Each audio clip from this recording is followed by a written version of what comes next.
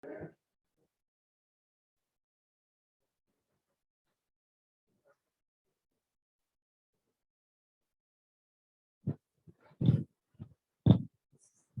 of the major reasons why people connect is because they either have something to buy or they have something to sell. You're welcome to Marketing Core 2022, and I will be your anchor for today. My name is Muramolua Tike Akimberiwa. I would like to welcome everyone here. You're welcome to Marketing Core 2022, to our physical audience here and to our virtual audience.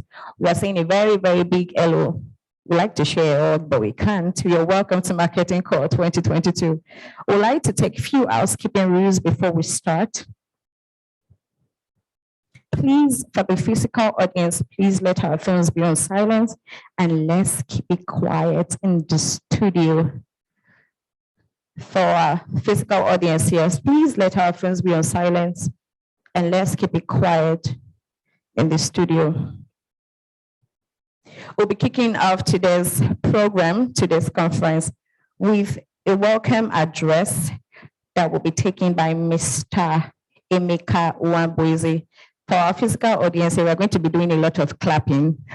Please, can we give a round of applause to Mr. Emeka Uwamboize? Let's keep clapping. I told you we're going to be doing a lot of clapping here.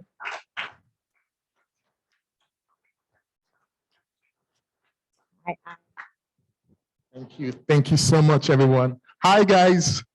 Hello. Thank you so much for joining us today. It's really a pleasure to have you online and offline. I will be taking the welcome speech, and we hope that you're going to enjoy everything that we've planned for you today as we move on into the program.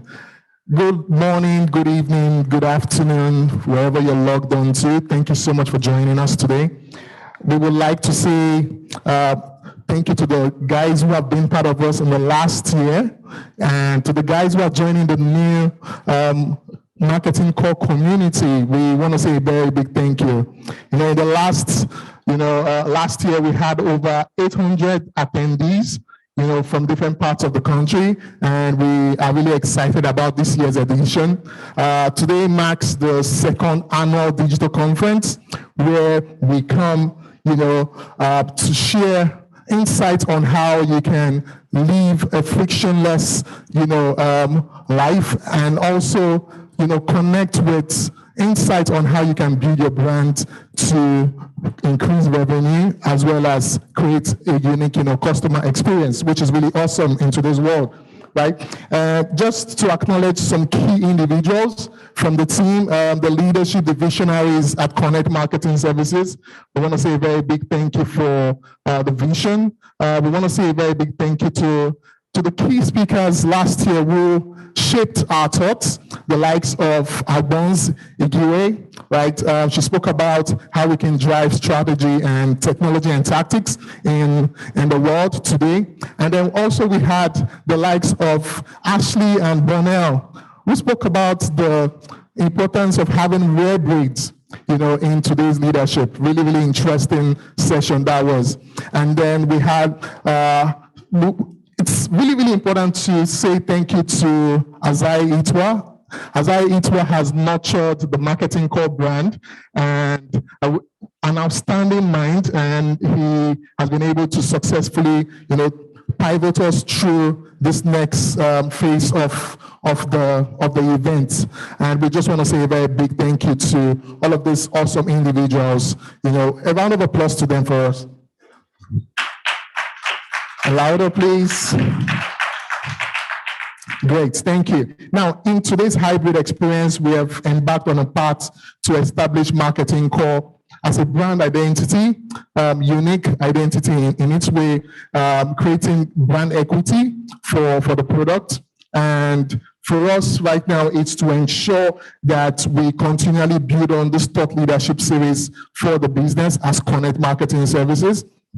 And this would enable business professionals, business leaders, it will enable them, gather insights on how to, function and position themselves in today's world, right? Our logo, as you can see on the screen, our logo is based on neurons, which are the building blocks of human brains and nervous system. This is the most fundamental aspect of human behavior and is crucial to decision-making and behavioral changes. And as you know, this drives marketing, right? The goal of the event is to bring together business leaders like yourself and the guys logged on, online, to bring us together to, to share ideas, to network, and to grow together. That's the key goal of the marketing core. And I would like to acknowledge the great minds we've put together for this year's session. We have the likes of Yosola Atere, the likes of Anks, Patel, and Itua, our very own Itua, the head of brands and communication at Connect Marketing Services. We'll be dishing out great insights, speaking to how friction is a nuance when used, wisely and sparingly, and it helps deliver brand, customer experience, like we know from the different case study that will be shared with us today, and how we can approach, a frictionless world, with the different techniques that will be shared with us as we go on. It is necessary for us to understand our consumer journey as we move on, and to identify the better way to test the interaction where frictionless, right, works best, and where friction can assist, right? And it also needs to closely collaborate with marketing and user experience team. And why is that very important? There are different challenges around the world today, and it's very important for us to understand ways to navigate, the market. Really important. And memorability is really important because we believe that in today's world, the customers is very important for them to remember us as a brand, and friction is an important component in delivering, this objective. Our speakers, from an expectation point of view, what we expect is that they will be demonstrating and explaining to us how to build personalized consumer experiences, removing sales and e-commerce friction, as we move on in the conversation. Join us as we discuss ways to increase revenue and how content needs to evolve to the needs of the world where no two consumers or customers have the same preferences or expectation. Thank you, and have a frictionless experience with us today. Thank you very much.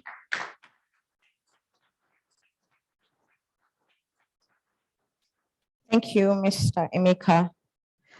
We will be inviting our first guest for today, the first speaker for Marketing Core 2022, Yosola Atere. Yosola Atere is currently the Marketing Director for West Africa for MasterCard, with the core responsibility of developing a strategy to build brand preference, enhance revenue streams, and business opportunities.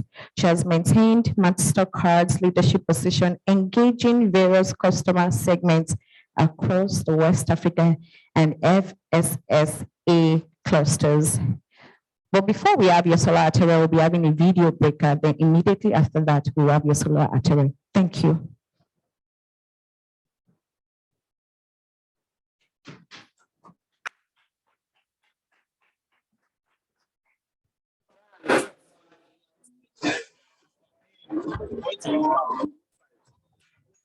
You can use it.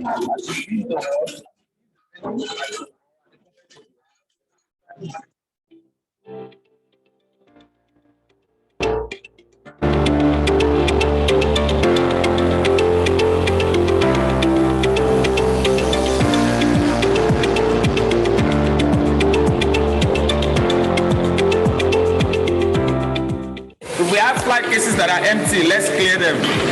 Let's try to clear the all as fast as we can. All right, guys, thank you very much. This is day 2 of Marriott's launch, right? And today is really going to be an exciting day as well as being tedious, because yesterday was really not so as tedious as today. Let's make this work. Thank you.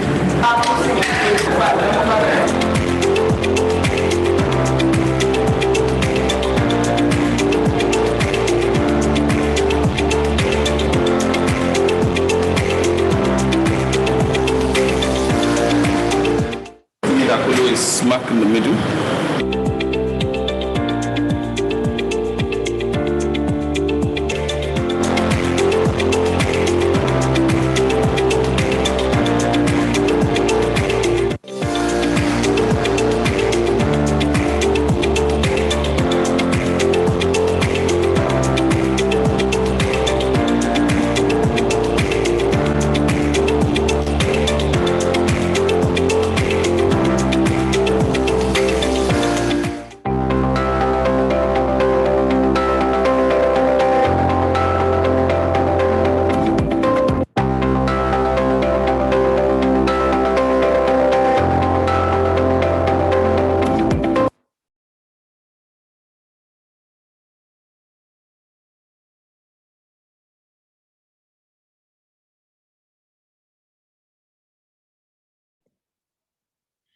Okay, so good morning, everyone. My name is Yosola Atere. I hope you can all hear me and see me clearly. So I'm supposed to be speaking to you this morning about the evolving work or role of tech. So the evolving world of tech and the role of marketing. And every time I think about tech and how people sort of, how do we view tech? That for me is sort of a good place to start. So how do we really view tech? How do we define tech? And when you think about the definition of technology, for me, it's the application of scientific knowledge for practical purposes, especially in industry. So, you take a look at that definition and what you think off the top of, my head, I see tech as a catalyst, tech as an enabler. And, what tech is able to help us do is basically, bring about a quantum leap in change. A quantum leap of change in human behavior, in the way products and services are delivered, to the consumer. For a marketeer, the consumer is always sort of at the center, at the core. We take a look at the consumer's behavior, the consumer trends, what a day in the life of whoever our target audience is. And so when you take a look at tech, how does tech impact all the various industries that sort of the consumer engages through the day? So when you think about the mobile telephony or the MNOs, for example, how has tech impacted that business? And has that impacted the way that consumers, engage that industry? Absolutely. When you think about the fact that, we're coming from back in the day, when we launched, GSM in market, I used to work for, one of the leading GSM providers then, Econet. And the conversation was really about voice and data bundles per minute billing, and then we transitioned to per second billing.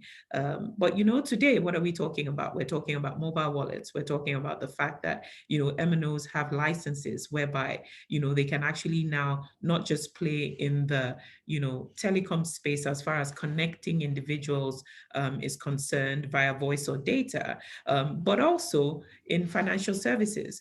So when you're having conversations around financial inclusions, you find that you're now including, the mobile operators. So, and this has brought this change, or this development, obviously, is as a result of leveraging tech, all of the data that they've been able to accumulate over the years, of all the different mobile phone users, the consumer patterns, and all of that. When you take a look at the financial services, for example, the role of tech, we've come from, checkbooks to debit cards, ATM transactions to POS POS transactions. We're now in a world where we're doing USD, mobile money transactions real time on our mobile phones, to contactless payments, tap and pay via your phone, via physical cards.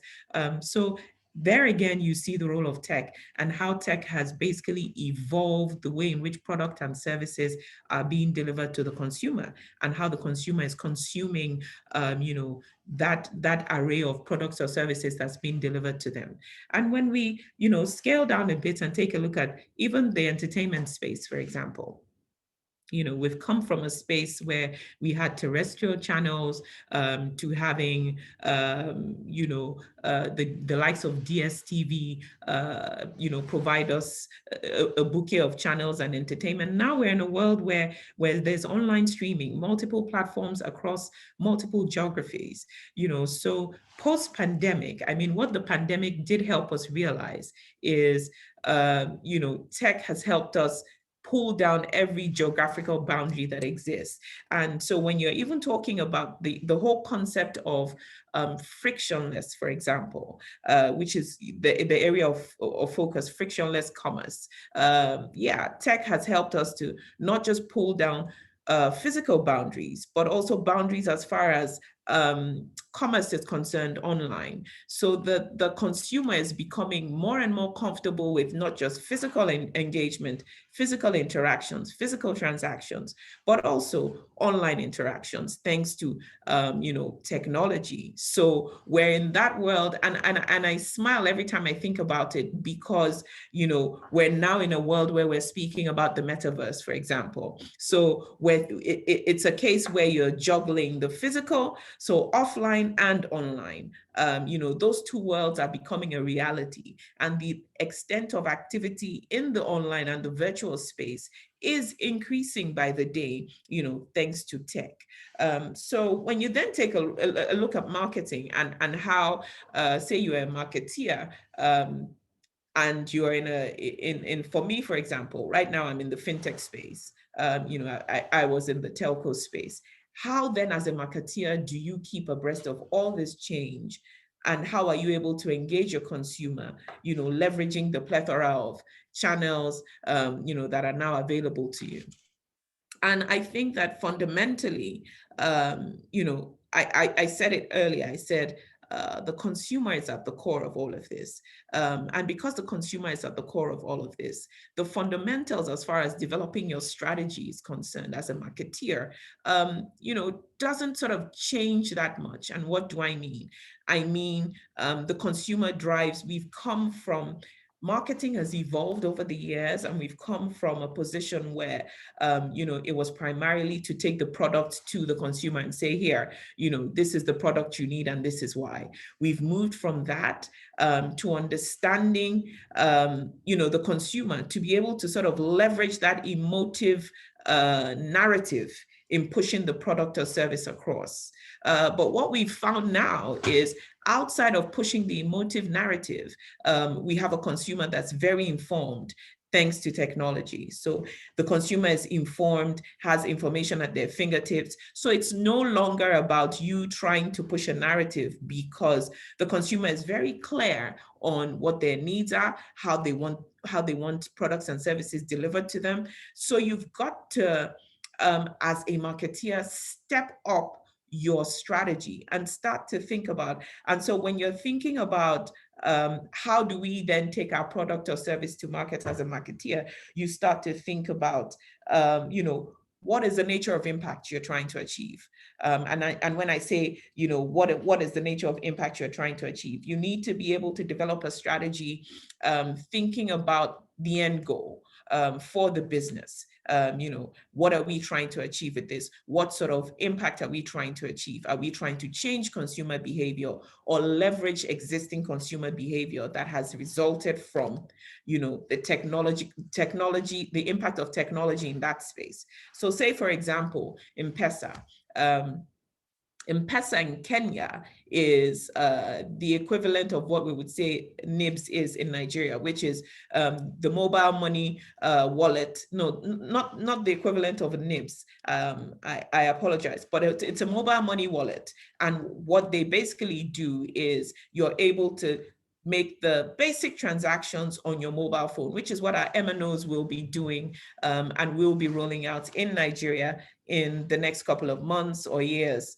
You know, less than years, I would say, because most of them already have licenses. And you take a look at the consumer, you know, the way they sort of do basic transactions in a Kenya, they don't need to go into a banking hall. So if I'm a banker, I need to start thinking, how do I engage this consumer real time at different touch points outside of waiting for them to come into the branch? So that then begins to form the basis for your strategy. Are you leveraging the current trend? So the trend has changed. My consumer no longer needs to come into my branch. So perhaps my branches are not as relevant. I then need to start thinking about, how do I engage my consumer when they want to make a transaction? What causes them to want to make a transaction? So you start to go back into and basically develop a funnel where you're taking a look at the consumer journey and understanding why. So my consumer wakes up in the morning. Why would they need to make a transaction within the first 2 hours of waking up in the morning? Perhaps they want to grab a coffee. Perhaps they want to grab breakfast. Do they grab that on the go? Do they grab that typically at certain places, taking a look at the core, so who is your target audience? Is it worth you partnering with those companies? When they want to make those transactions, what is the process? How do I get in there? How do I do pop-up ads? Do I do banner ads? Do I partner with, the popular brands that are popular within that segment? Do I partner with them, for example, to incentivize the consumer? These are all of marketing you have to start to think about it from a holistic perspective, but you've sort of really got to break it down and narrow it down and start to fragment, the execution, what channels you're using. And thankfully, because of tech, there is quite an array of channels and media. When I say channels, I mean media channels that we can now leverage apart from the traditional channels. I mean, when you take a look at the African consumer, yes, the traditional channels are still relevant, but the digital channels, there's quite an array of digital channels that you can leverage in engaging the consumer at each and every one of those touch points. So I would say, understanding how to balance the digital reality and the physical, and how you can play across those two spaces with the consumer at the core, is really how you pan out and think about and flesh out your marketing strategy, regardless of the industry you're in. And then, of course, taking a look at tech, I always say, as a marketeer, it's not just dealing about the current, it's not just dealing with the current, it's thinking about the future. And when I say thinking about the future, then you start to take a look at, and that's why for me, tech becomes, it's not actually becoming, it's an integral part of everything that we do as marketeers, because we need to understand the data helps you understand the consumer that much better, as opposed to our qualitative research in the past, and quantitative research, whereby we're trying to understand consumer behavior, we're doing focus groups. The back end data, the use of algorithms help us to understand very quickly predictive marketing. A consumer has just scrolled over this banner that's looking at a location in Cancun, and they're located in Africa. Perhaps they're thinking about a holiday. So predictive marketing, I start to think, if this person is thinking about a holiday, they're in the tropics, so they're probably thinking about doing this within the next couple of weeks. A follow-on banner would be, a hotel offer in that area in Cancun, or a travel offer in the local space where that consumer sort of resides and is checking from, to see if there's an offer that we can push, that the consumer can leverage, considering they've indicated within the digital space, their footprint, their digital footprint, that they are actually perhaps thinking about a holiday. So all of the data, and that's why digital marketing has become a crucial element and one of the crucial pieces, when thinking about your marketing strategy. It's not the only piece. I find that people focus a lot more on digital, but I say start from strategy, understand the why. It's important to understand the why. When you understand the strategy, then you map it out and see the role that your digital marketing then plays. Digital marketing helps you to be agile. That's the word I'm looking for. Helps your marketing strategy to be agile. And what do I mean? It means that you are then able to take a look at data to modify your strategy if need be, as quickly as possible. So that's the beautiful thing about digital marketing. But I typically do not extricate traditional marketing. And I say that because the African consumer is slightly different. And if we take a look at the realities of the continent, while technology is we're definitely leapfrogging, especially in key markets like Kenya, Nigeria, South Africa, leapfrogging and leveraging tech, there's still the reality that not a huge percentage of our populations, for example, carry smartphones. So if they don't carry smartphones, if they're not, if there's still issues around the poverty levels, there's still quite a good chunk of people who still pay attention to traditional media, who still pay attention to radio, who still pay attention to TV. So we cannot divorce that from your marketing mix, but it's to understand the role that digital marketing plays and traditional media plays, and how you can use the feedback that you get from the digital marketing space in sort of tweaking your strategy to ensure that you're getting results and you're getting as much value as possible for your marketing dollars. So, I mean, for me, I've run through very quickly my thinking around the role of tech, the fact that marketing has evolved, yes, but there's still core fundamentals. And when you take a look at the consumer still always remains at the core, will drive the conversation. You've got to understand how the consumer, what the needs of the consumer, is, what the need of the consumer is, and what their lifestyle and their living everyday use cases are. That then helps inform your strategy and how you take your product to market, leveraging tech, of course, because tech then gives you that quantum leap and that impact that sometimes traditional media is not able to deliver on. And I think the final thing for me would be understanding that we need to, I've got to talk about content, and I've got to talk about content because the consumer no longer consumes advertising. And I say that, I say that I'm smiling because in my mind, advertising is where we're coming from as marketeers, where we take the product or the service to the consumer. We try to create an emotive story around, why you should use this product or service.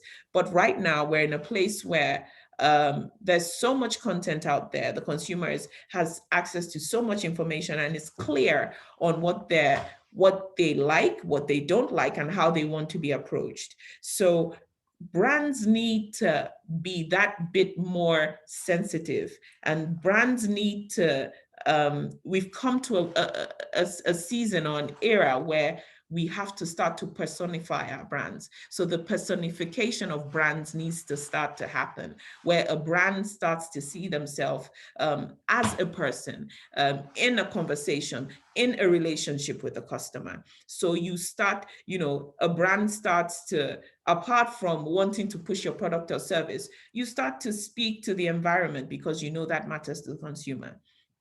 You start to speak about wellness and well-being because that individual who you're in a relationship with, who is the consumer, matters to you. Their well-being, their mental well-being matters to you. Their ability to access funding, if they're a business owner, matters to you. So you start to create. It's not about creating and taking the products to them, but creating platforms and environments where you can engage them across all their different need points and all their different passion points. So content then comes into play. What sort of content are you creating? Are you curating that connects with your consumer? That is not about a tangible product or service, but helps the consumer see perhaps why they would need your product or service at the end of the conversation. But it's not what brands should be placing at the fore, the product or the service. It's more about thinking long term and investing in relationships with the consumers. When you're investing in a relationship with your consumer or in fact, I don't like to say consumer, I like to say person A and person B. So person A being the brand, person B being the consumer. You know, when you relate with a person and you say hello, you don't say hello and say, oh yeah, so I have this mobile phone for sale. How about, you know, you buy this mobile, you know what, I'll give you a discount because, you know, we're sort of from the same parts. No, it no longer works that way. You know, you say hello, nice to meet you. So what do you do? So how do you do what you do? You know, so what are the pain points? So what keeps you up at night, you know, trying to do what you do? And that's what brands have to start to do. That's how brands have to start to communicate, you know, creating content that connects with your consumer. It helps your consumer understand that you feel their pain, you see them, you hear them. It's not about what I'm trying to push.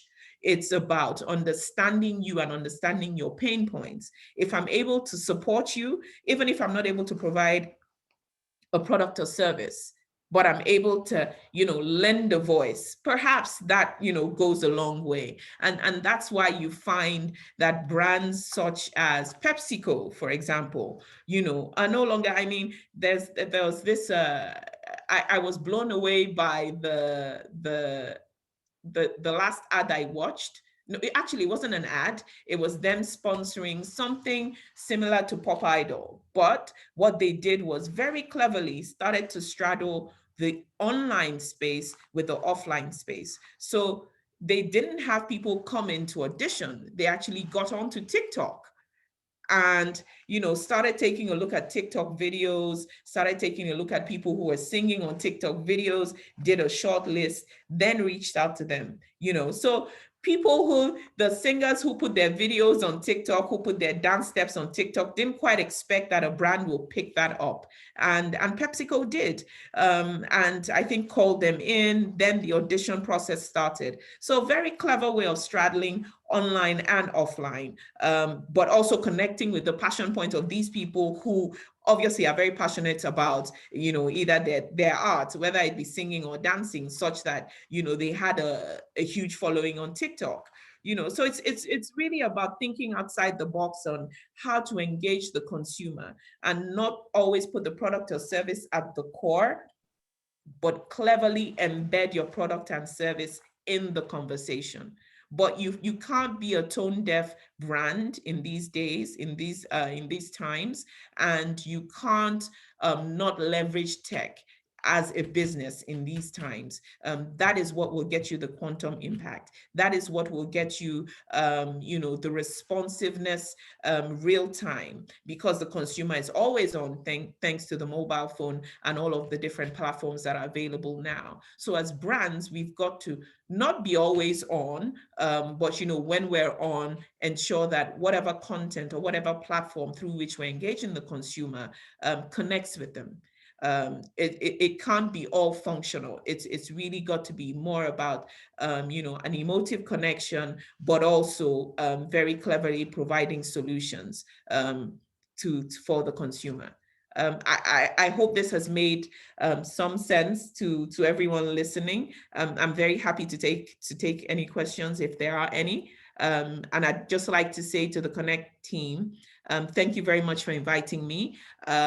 This is a very interesting platform. I think that it will be very useful for us marketeers to invest in platforms like this. So please keep up the good work, and let's continue to engage people in our space to increase to improve our knowledge, and also to share standards and ideas, and camaraderie when we do get it right, and even when we get it wrong, to learn from it.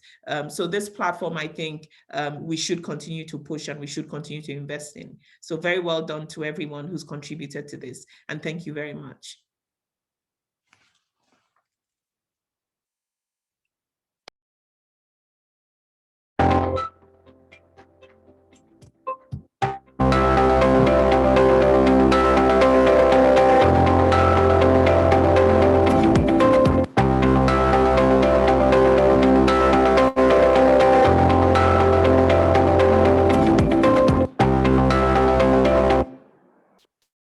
Thank Thank you very much, ma'am. Yosola Atere. Thank you so much. One of the major things I learned is the satisfaction of your customer is your priority when it comes to marketing. Brands needs to be more sensitive and more personified. Content creating for brands is very, very, very important. A lot of people like to just shove that aside, and everyone is important in building a brand. Thank you very much. Thank you, thank you, thank you, thank you. A billion and a million and a zillion thank you to you, Yosola Atere. We'll be moving on to the next speaker for today. Currently the head of brand marketing, communications, and digital experiential business, Aizehi. Sorry, pardon my pronunciation for your surname. Is a seasoned brand and marketing professional who is responsible for the launch and rebranding of several prominent personal and corporate brands. Is championing the digital transitioning of experiential marketing in Nigeria through Connect marketing services. We'll be speaking about frictionless marketing as a secret to pandemic-proof customer experience. We are going to be doing a lot of clapping. So can we give a very resounding round of applause for Mr. Itua?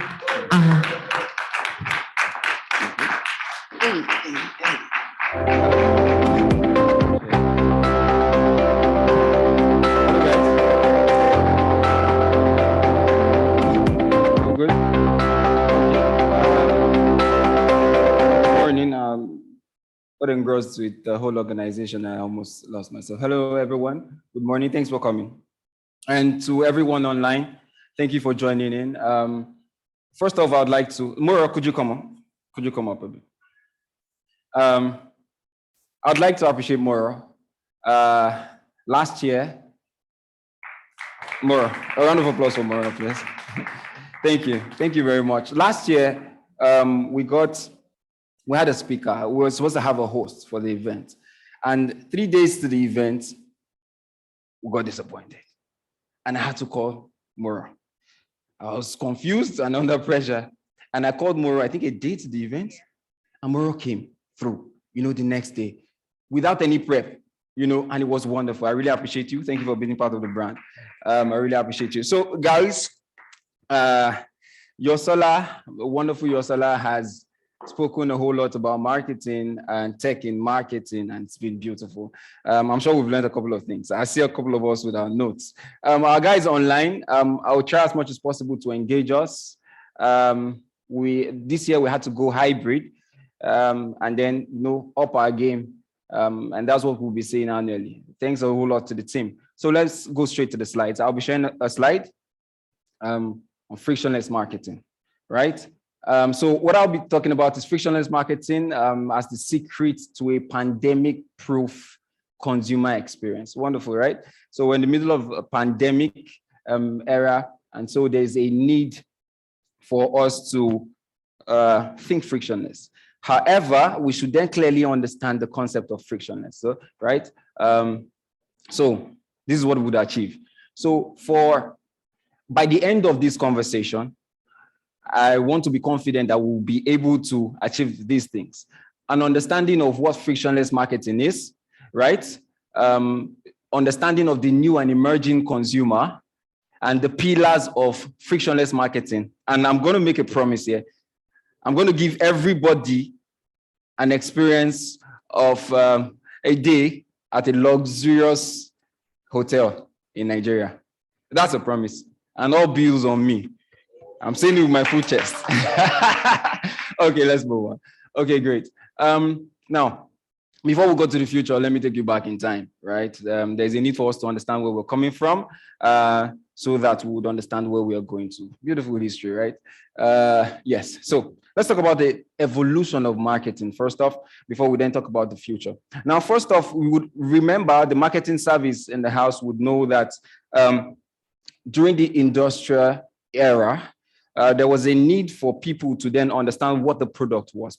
Businesses, and it also guided the business strategies of a whole lot of companies. So businesses were focused on ways to increase their production capacity, talk about the product itself, the specifications and the features it has and all that. That was like their bragging rights. In fact, Ford championed that a whole lot. And he actually had the concept saying, make a good product and it will sell itself, right? That was the orientation then. And it works expertly when you are in a monopoly, when you're the only person in charge of that space, right? And then from then it moved on to the sales orientation.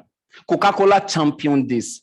And what they did was the birth of a brand identity. There was a need for them to then queue in Santa in a very cool way to Coca-Cola, right? So because people then began to have options, right? So, and they noticed that during the winter, Coca-Cola didn't sell as much, right? So how do we then associate this to a culture, to something that these guys really speak about? And then it moved on to the marketing orientation. At this stage, consumers were beginning to take charge, right? Consumers, the terminology "consumer is king," became a thing.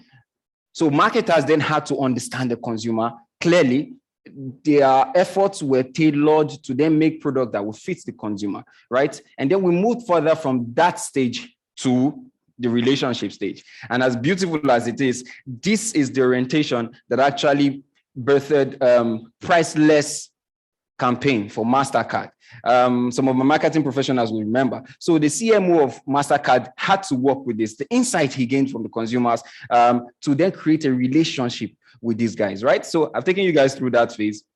Now let's look at this same thing from my guy, not my guy, Martin Newman is one I look up to, right? So now he said in the 1900s, people were focused on features. Now, what is this? What is this product? Now, an example would be a camera. So the camera has so lenses, can snap this and that. They were very particular about the features of the product. And then from then it moved on to what would it offer you? What are the benefits? So because it has this lens, you can then capture wonderful moments. You can capture time-lapse images and the likes, right? They were talking about the benefits and what it has to offer. And then from then it moved on to the experience. How do I feel from using these products, right? Do I feel happy? Do I feel sad? Marketing was focused on that. And then from then it moved on to identification. Who are you? And that was then the need for brands to create an identity, connect with these guys, right? Moving on. Did we understand the history lessons? Okay, wonderful. My guys online, the people online, please, I'd appreciate you if you also put up your chats and comments on the chat board. Let's engage a whole lot. I want it to be interactive. I'm playing God here. So whenever I ask you a question, just know that you are correct, even before answering the question. So don't be shy, right? So I will move on with a quote by my guy, Martin Newman. I call him my guy a whole lot because I was introduced to his person by a mentor in brand marketing, Matt Davis, who is a friend. I'm one of the friends. He has been supportive of the brand. A big shout out to Matt Davis. So marketing today is about creating tribes. Now, marketing today is about creating, identifying a tribe, a group of people, right? Keying into their culture and creatively engaging them to get results. So we've seen a lot of videos going forward. And I want you guys to know that I love these guys, Burger King, a whole lot. So we'll be seeing a couple of their stuffs. They are very strategic. And I like how they have a sprinkle of humor attached to every of their engagements, right? And how they even tell their stories. Storytelling, wonderful. Right?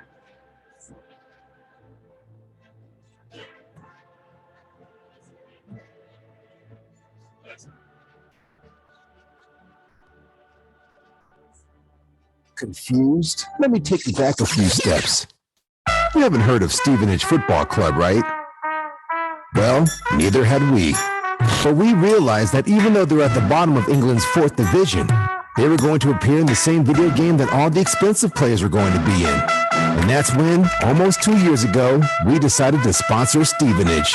Because if we put our logo on their real shirt, we would definitely have our logo in the game. Introducing the Stevenage Challenge. Gamers across the world immediately started choosing Stevenage, signing the best players to our team and playing with them. for every goal they shared on Twitter, we gave them rewards. The news took the gaming community by storm. The best gifts in the game. The Stevenage, they had Burger King as their sponsor. Oh, Lawrence. Oh my God, Football food, what could possibly be better? il est trop beau, les gars Smith. Just like that, our small team in real life turned into the biggest team online.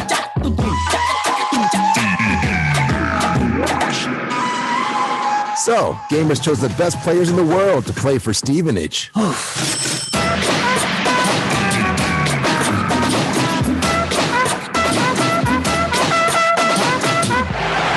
not every night.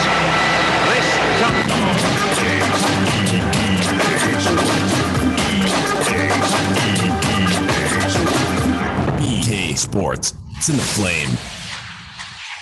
Okay. Hello, guys. Did we understand the video or should I go back?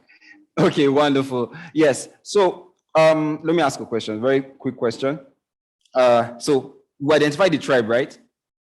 They identified the tribe, right? You saw how Burger King identified the tribe. What was the tribe? Gamers. Guys, gamers. And they used their passion of soccer and online gaming, right? And then they connected to them, right? And then you saw the numbers. That's the beauty of the strategy there, the returns and the noise being made, and media, that they got off that brand love, that they got off that brand awareness, that they got off that, right? So it's being strategic, identifying the tribe, and then queuing into the tribe, right? I think that actually explains everything I was talking about. So a quick question, the guys online, was the COVID-19 pandemic good or bad? I can't see them online here, but it would be great. So my guys here, I said I'll play God, right? And your answers are correct. So was COVID-19 pandemic good or bad? Good. Why? Why do we feel it's good? The comments up. Do we have comments up online? Why do you feel it's good? Why do you think it's good? Great, great place. In a short time, it was bad, but the big picture was good. Wonderful. Do we all agree with that? No. Okay, why? Please let me know if you have a contrary opinion. Yes, can we give her a mic or something? Okay, great. Okay, maybe you should give me the mic. Okay, hold on. Once she's done, please introduce yourself, your company, and then yes. So I'm Damilola Festus Ayoride, Brand Marketing Associate, One Port 365.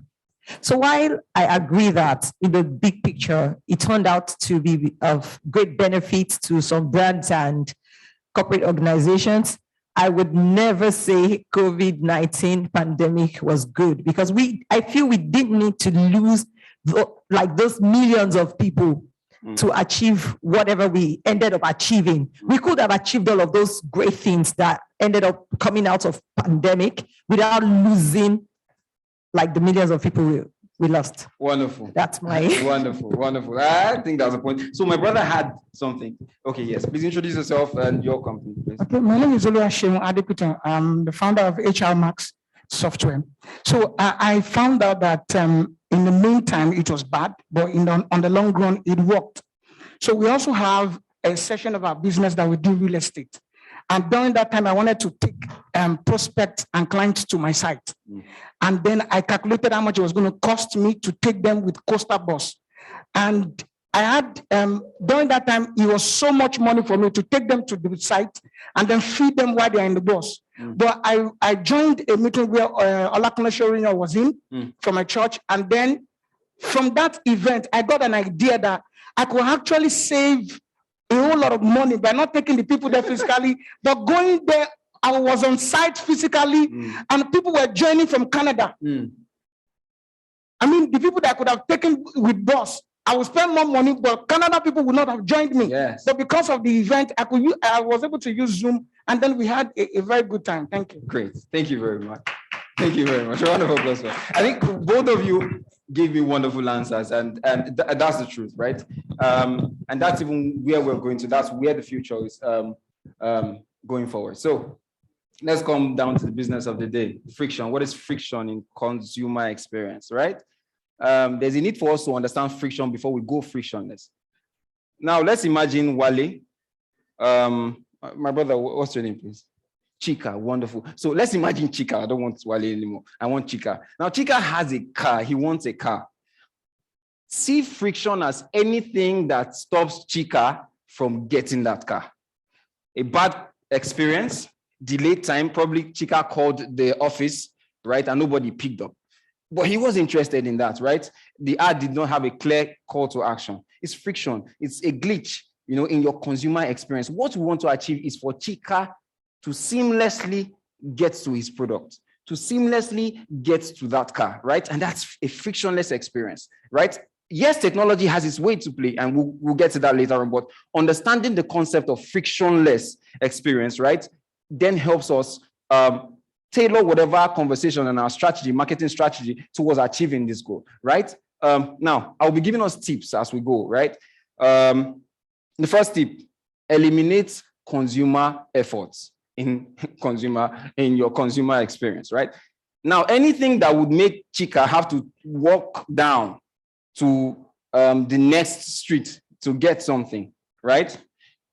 That brand may lose Chika if another brand offers Chika home delivery, eliminating the effort of having to walk there, right, to access the product. That's effort. So when you can make it seamless, constantly audit your consumer experience, edit whatever you have to edit, and then make it suit these guys. Let them be the core. Let it revolve around these guys. So identify where your consumers make effort and just eliminate it. Try to eliminate it.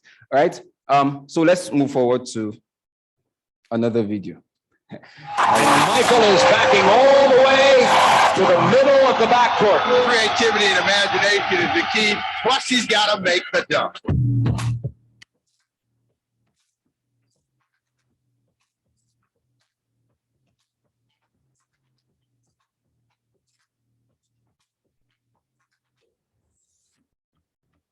To celebrate 30 years since Michael Jordan's iconic free throw line dunk, we created an experience just as iconic. By recreating Michael in 3D, we brought him back to the court. This time in augmented reality for fans around the world. Users could experience all 6'6" of Michael flying through the air, true to his pose on the court in 1988. But this was no ordinary Snapchat AR lens. The sneaker was released on Snapchat, allowing customers to purchase the shoe on the app. That same Snapchat lens allowed users to purchase the Air Jordan 3 Tinkers. We partnered with Shopify to power the geofence commerce experience directly in Snapchat. Interacting with MJ, users are prompted to start their purchase. Fans would have the ability to quickly pick their size, add the exclusive sneakers to their bag, and complete their order within seconds. We then leveraged Dark Store for their express last mile delivery service to get the sneakers direct to fans in under 2 hours. Successfully creating a social commerce experience in augmented reality. The sneaker sold out in 23 minutes. The lens generated 4 times the user engagement in Snapchat, and the world looked at e-commerce in a whole new way.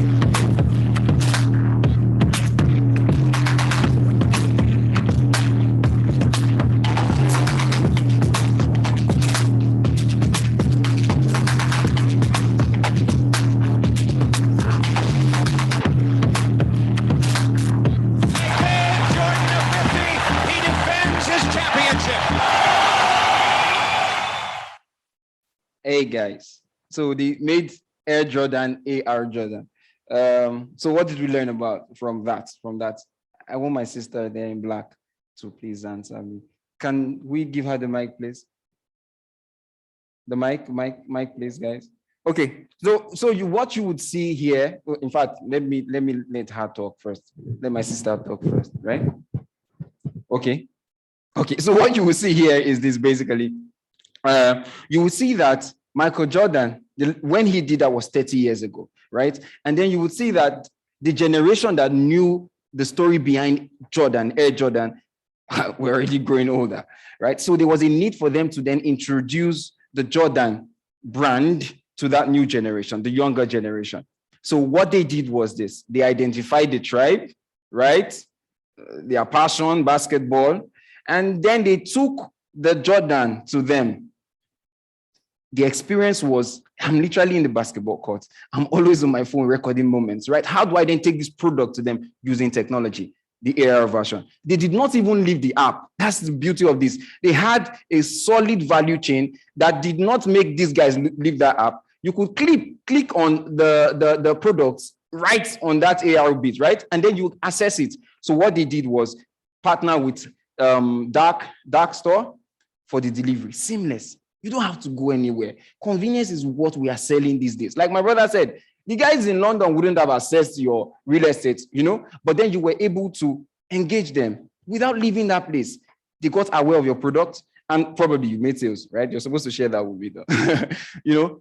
So going forward, there's a need. I would want to introduce you guys to the new. I promise you, I think we have an understanding of frictionless marketing now. And I promised you that I will take you to understanding the new and emerging consumer, right? We have identified the pandemic customers. In fact, people call them the post-pandemic customers. The pandemic actually triggered some things in us, increased the expectations of consumers in a whole lot of sectors, medicine, logistics, and the likes, a whole lot of sectors, technology, right? And we have identified that we have a lot of people now that are actively involved in society and politics. You would notice during the lockdown, a lot of protests. People, they expect a whole lot from their government, and people are now driven towards, they now tend to gravitate towards brands that are purpose-driven, right? You would see that with even Sterling Bank and how they stood up with the youths and the likes, right? You would see that with Twitter and how they stood up, and gave a voice to those guys, advocates. You would also see that with eco-friendly brands.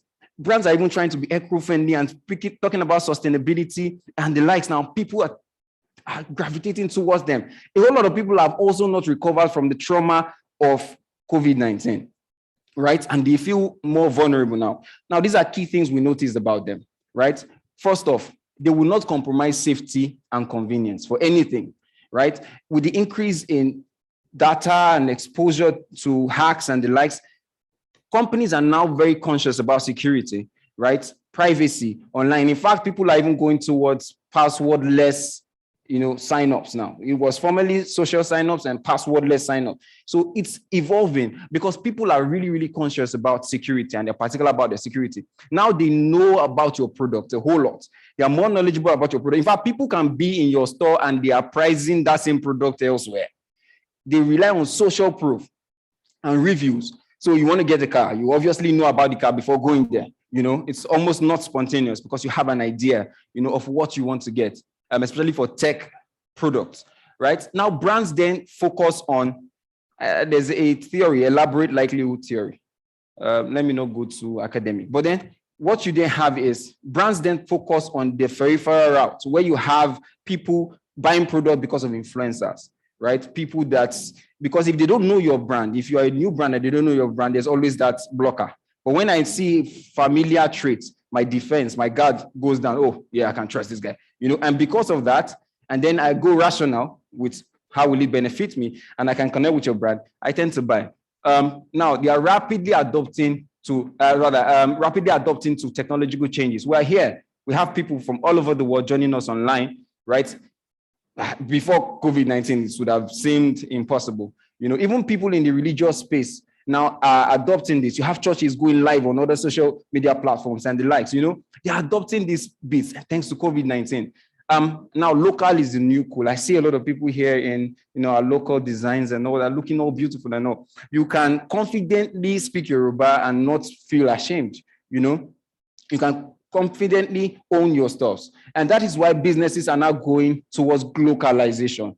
They are sustaining their brand elements, some brand elements, right? And then they are tailoring their content to fit the local route, right? So that it's more relatable.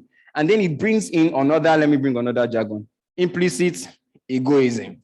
Now, what that means basically is people tend to unconsciously gravitate towards things that are like them, right? Unconsciously. Now, I would take a Chika again. Sorry, I'm putting you on the spotlight again. I can say what Chika, Yosola talked about this, patterns, right? Based on your analysis, your descriptive analysis. Chika bought a shirt yesterday. Chika bought a shirt day before yesterday. I would predict that Chika will get the shirt tomorrow.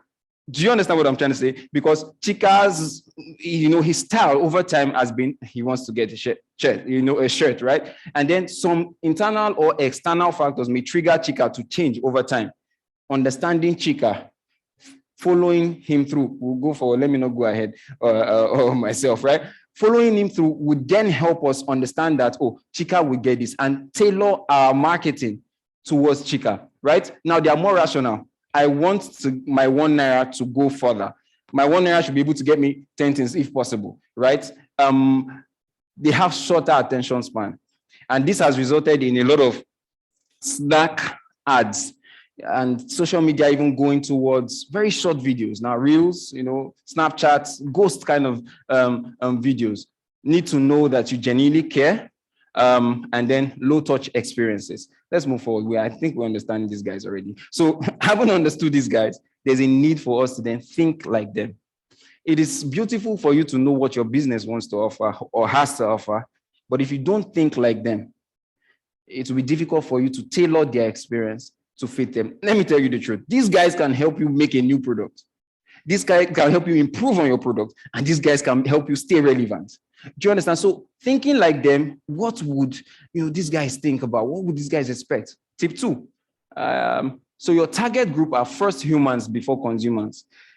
If you don't understand that, there will be an issue. From the opening speech, the lead strategy, Emeka, actually spoke about this. And that was one thing that inspired the new logo for Marketing Core, neurons, which is the fundamental bit of how humans think, the brain, right?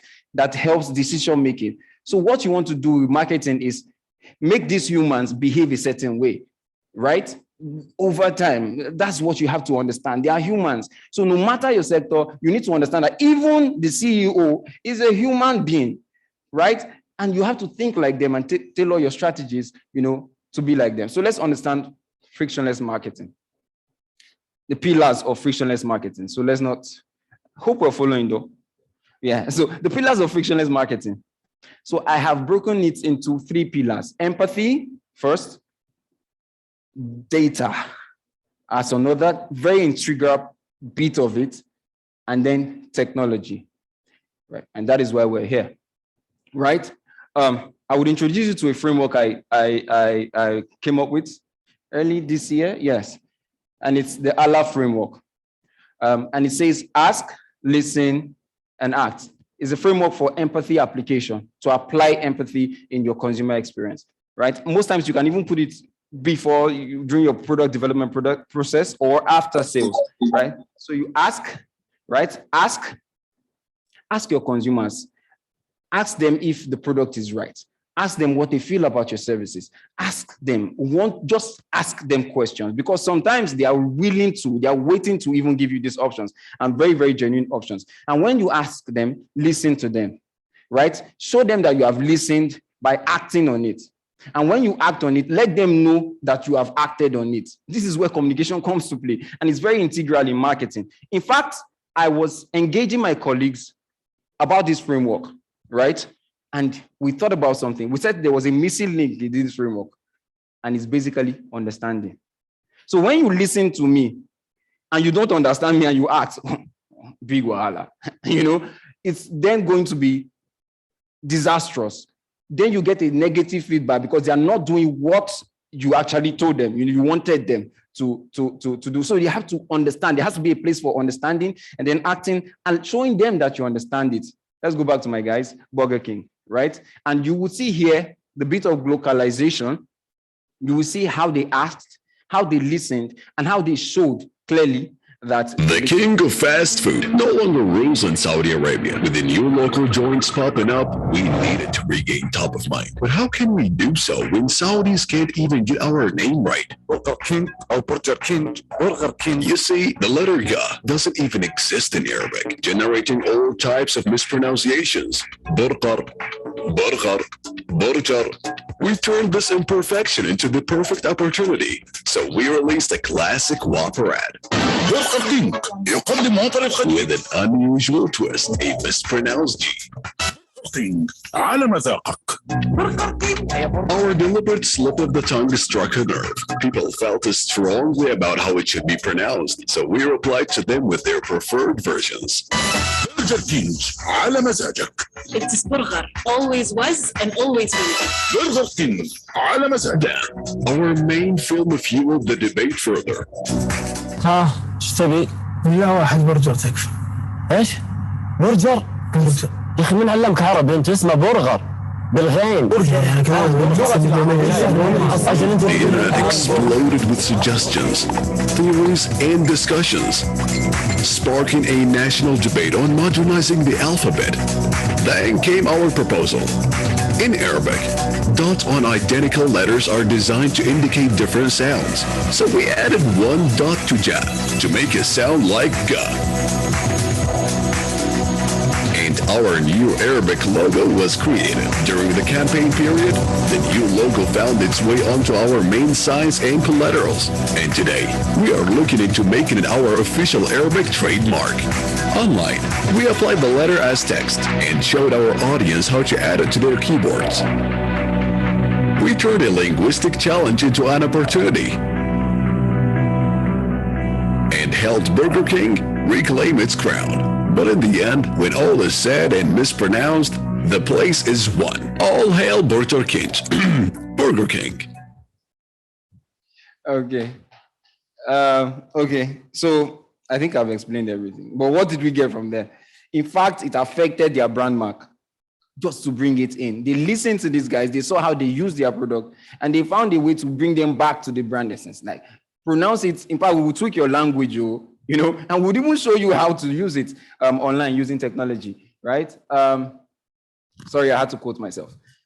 To be innovative, you must have the curiosity of a child. And I will use my son as a case study. That guy can literally ask questions. Papa, what is it? Papa, what is it? And it's beautiful because when you are then very curious, you tend to discover a whole lot of things. You're now inquisitive, right? And you try to, you just want to learn more, right? And that brings us to the second pillar, data.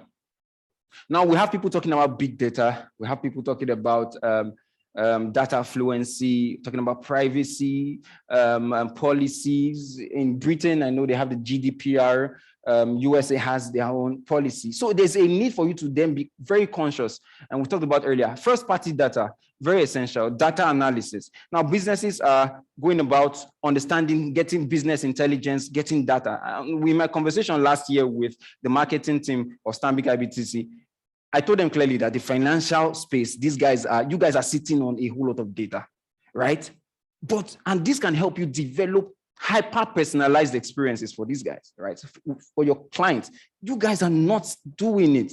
How do you make this happen with a whole lot of data? I'm sure you transact, you just did something today, you transacted today, you sent something today, you received money today. Do you understand my point? How often? What is their pattern? How do they use your product? How can you then use this to either enhance the experiences you have or create even new offerings? And this is it.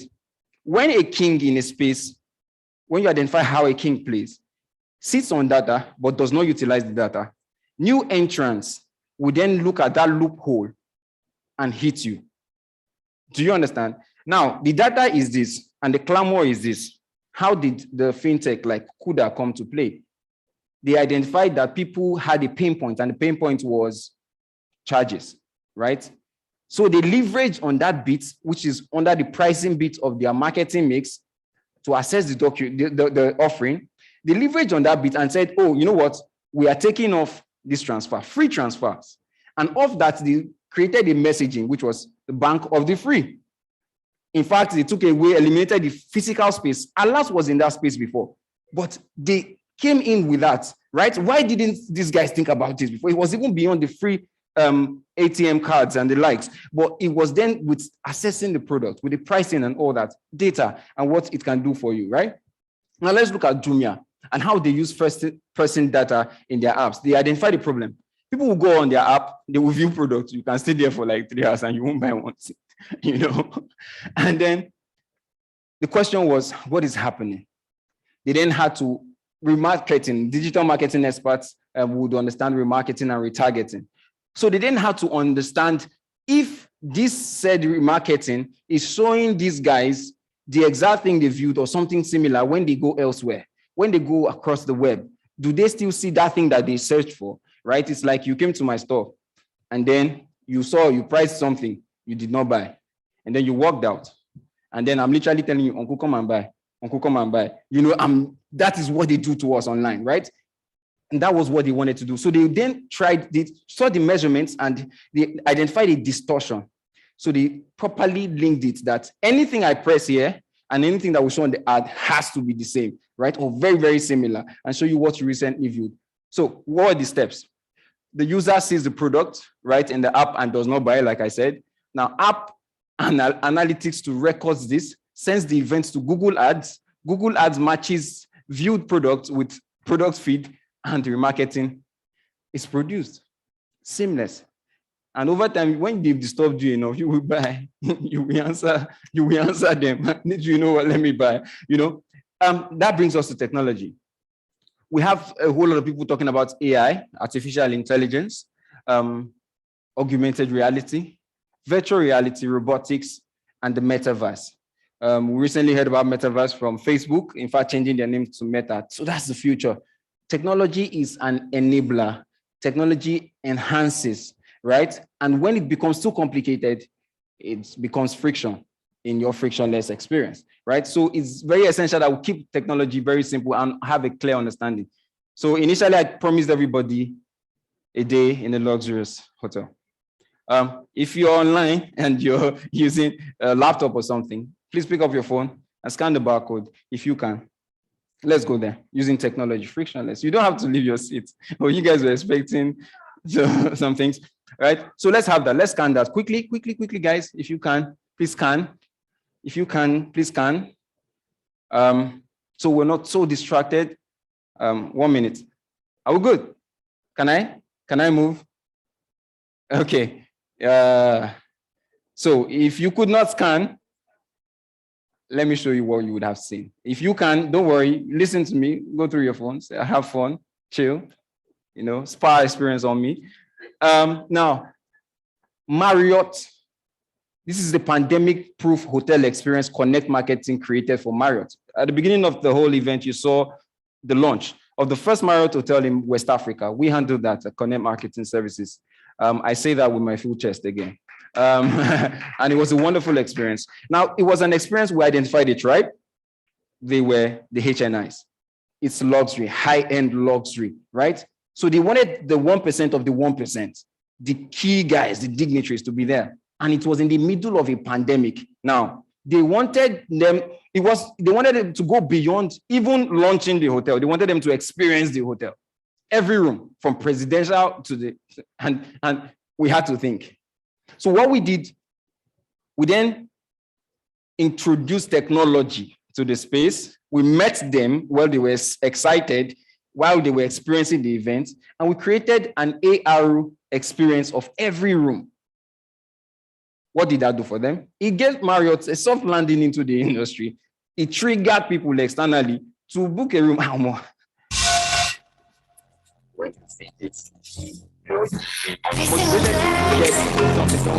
going to spend the whole day here. Calm down, right? And that was the experience there. Having said that, having understood the pillars, let's look at what the future has for marketing. I look at 2030 as an opportunity. It's a really exciting time to be in marketing. I think we're in an era where creativity, technology, and data will become the foothold of marketing culture. And I think we're in that golden age.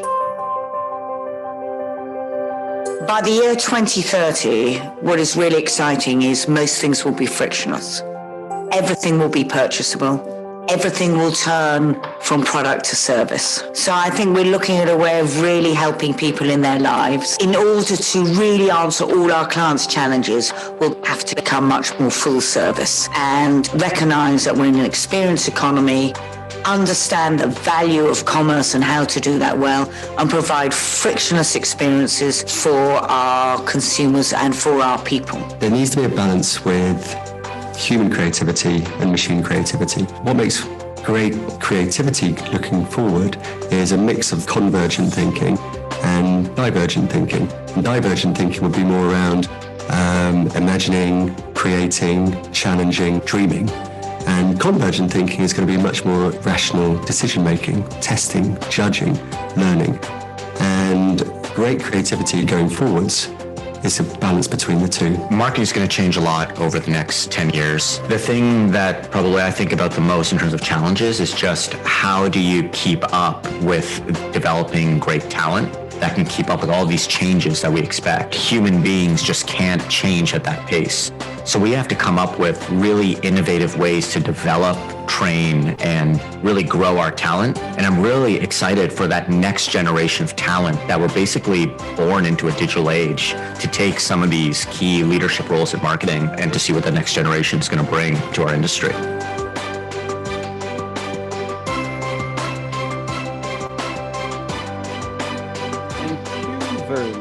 So the future, frictionless experiences, divergent, convergent thinking. Yes, so let's go back to how we started. And I would like everyone online, please, please, in the chat box, please, have we succeeded in understanding the concept of frictionless marketing? First off, do we understand the concept of frictionless marketing now? Online. If you do, please, yes. Do we understand the new and emerging consumer? I would say yes.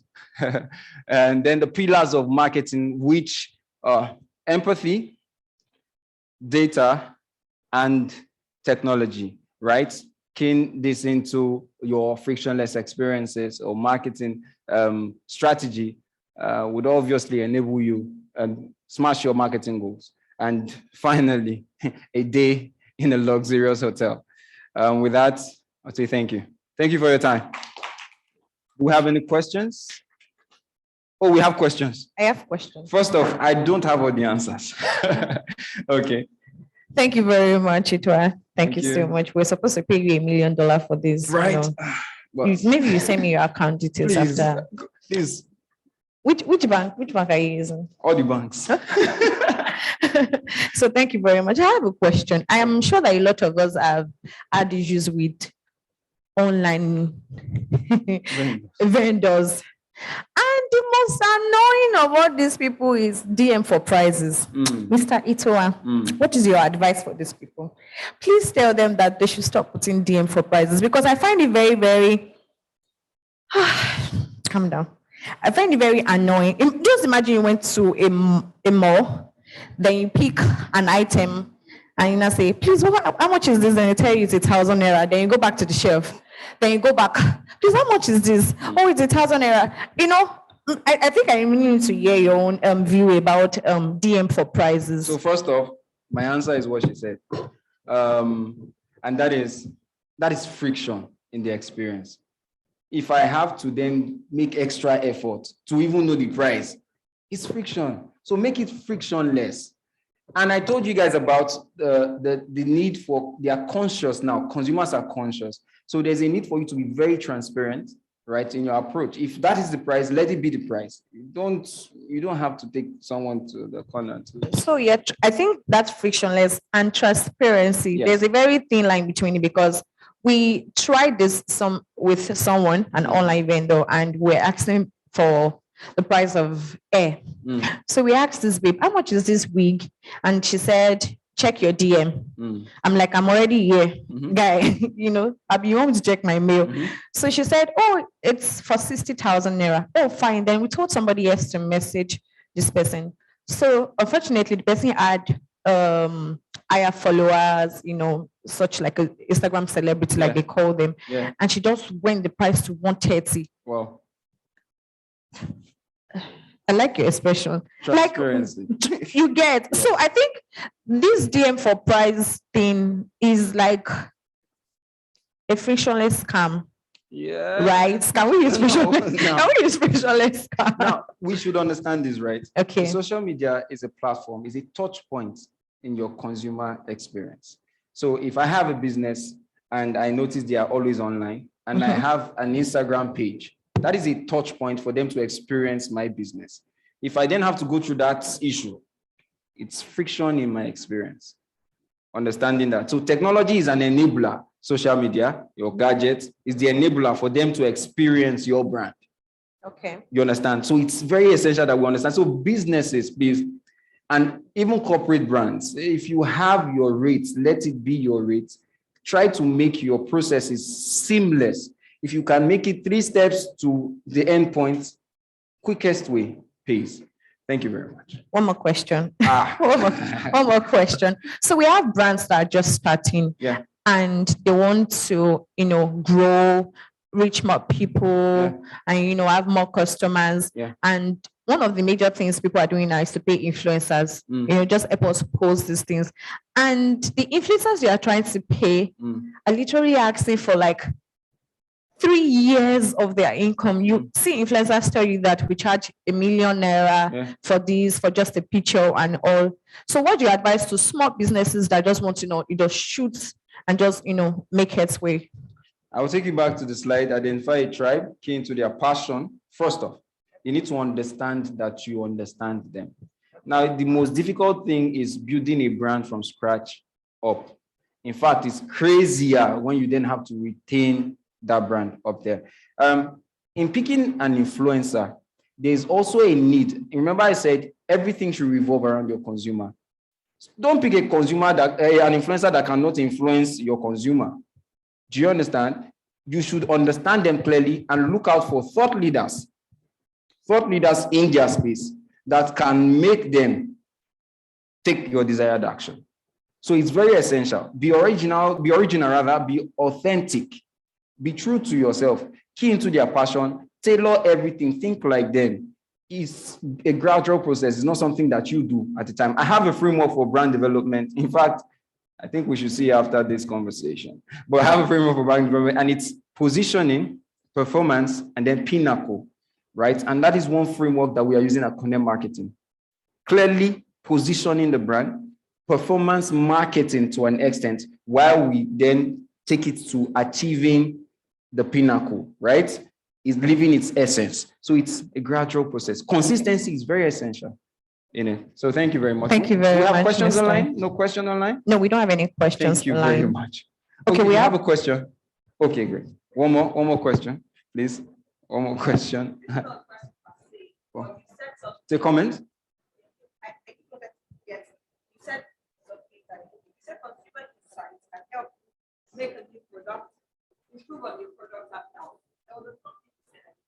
Okay, make a new product. I can't even remember what I said. So it can help you make a new product. It can help you improve on your product. It can help you even know if you're on the right path. Do you understand? They can help you know if you're on the right path. They could serve as a compass for you, clearly. So constantly listening to them, asking them, can help you know if you're on the right path. A clear example would be with Coca-Cola. Remember the time when people were using Coca-Cola for another thing, and there was a need for them to then bring them back, right? To this is Coca-Cola. You could literally use Coca-Cola for your toilet. I think there was a time when it went very viral and all that, right? And then they had to come back to, hey, this is for refreshment, right? Understanding them. Burger King did that. Pronunciation was wrong, right? Bringing them back. So listening, they could help you tailor your brand. And that way they feel they are part of something if they can contribute to it. Thank you very much. Thank you very much, Mr. Itua. Can we give him a resounding round of applause? Thank you very much. Moving on to our next speaker. Is Anks Patel. Anks graduated in 2009 with a bachelor's in software design. After leaving university, he immediately attracted the right job that helped him excel in his career. He moved up the ladder very quickly and learned an immense amount of knowledge. Eventually, he decided to run his own business and has never looked back since. We're going to be having Anks Patel shortly after our video break. Thank you.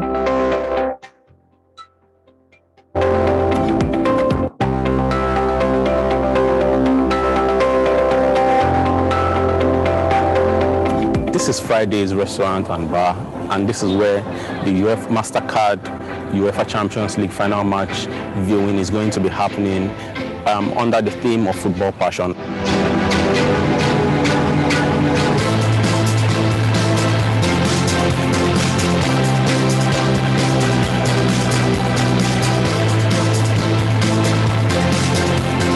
football passion is just to reward the passion of football in football lovers, right?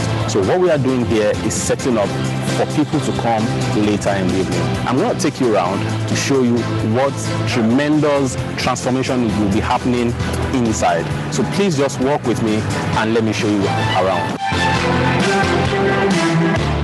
As you can see, we are just trying to set up the place to look nice.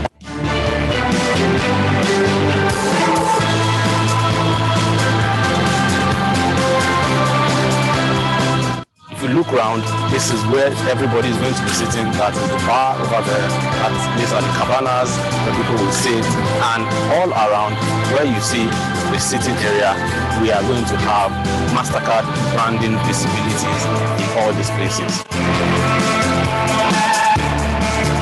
And we have a stage, right, where we will be projecting the match live for everyone to see. Right? So that's the stage, and it will also be branded MasterCard. At the end of the day, I promise you a wonderful time. Please stay tuned. Thank you.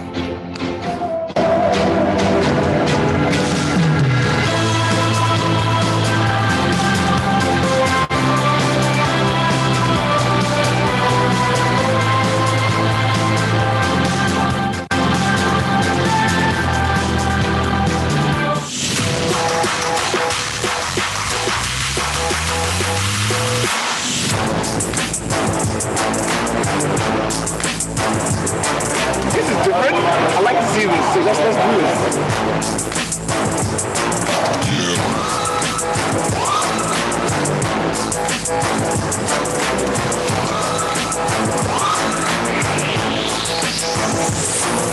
No boundaries, you know, to what we do together with the NBA. We spend some time, a new thing in Africa as well, in Nigeria.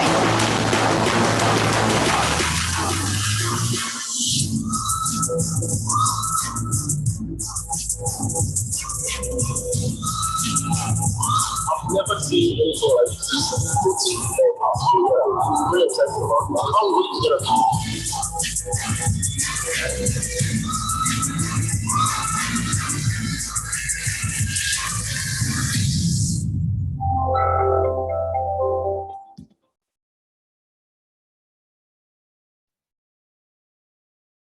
Hello guys, I guess I'm up. Anks Patel here. Let me just share my screen. Can we hear me? Just if I get like a thumbs up or something. Right, let me just, yes, perfect. Thank you guys. Let me just share my screen. I've got something to show you, to go through with you. Okay. Right, let's just move everything out of the way.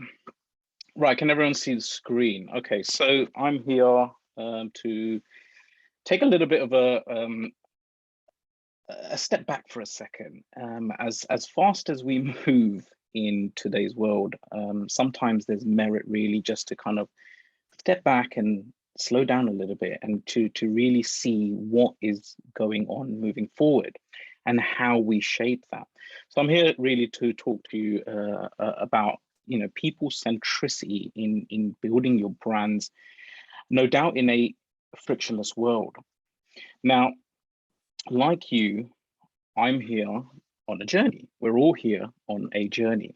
Now, that's not an entrepreneurial journey. That's not a get the product out to market journey.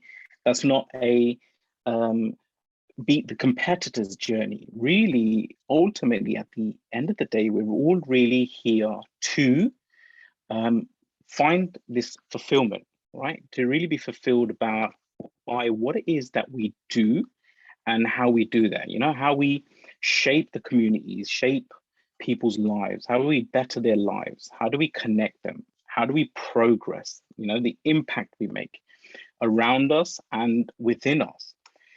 And so I'm Anks, I'm a strategist, brand strategist, and what I call a peoplepreneur. And I'm come to you today to kind of give you some sort of perspective on this idea of frictionless, and really how you can think about it when it comes to building your brand. And so this is me. I provide people, it's literally what I do, why I do it. I provide people the tools needed to create the change so that they can positively impact their world. But so like any adverse, fortunate story, everything is great until it's not, right? And the pinnacle change in my lifeline was really when I was homeless. And I'm coming to you at an angle where I really want to connect you to something that's emotional, okay? And so when I became homeless, it was around at the university level. At the time, my family was in America, and we packed up everything, and they went to America to try to hustle and make a better life. So I was here studying because I needed to study. So during the time between about 2007, 2012, I went to university. And like any student, I was living beyond, below the means, right? Limited funds. I was constantly fighting for money. And I was exposed to this idea of homelessness, right?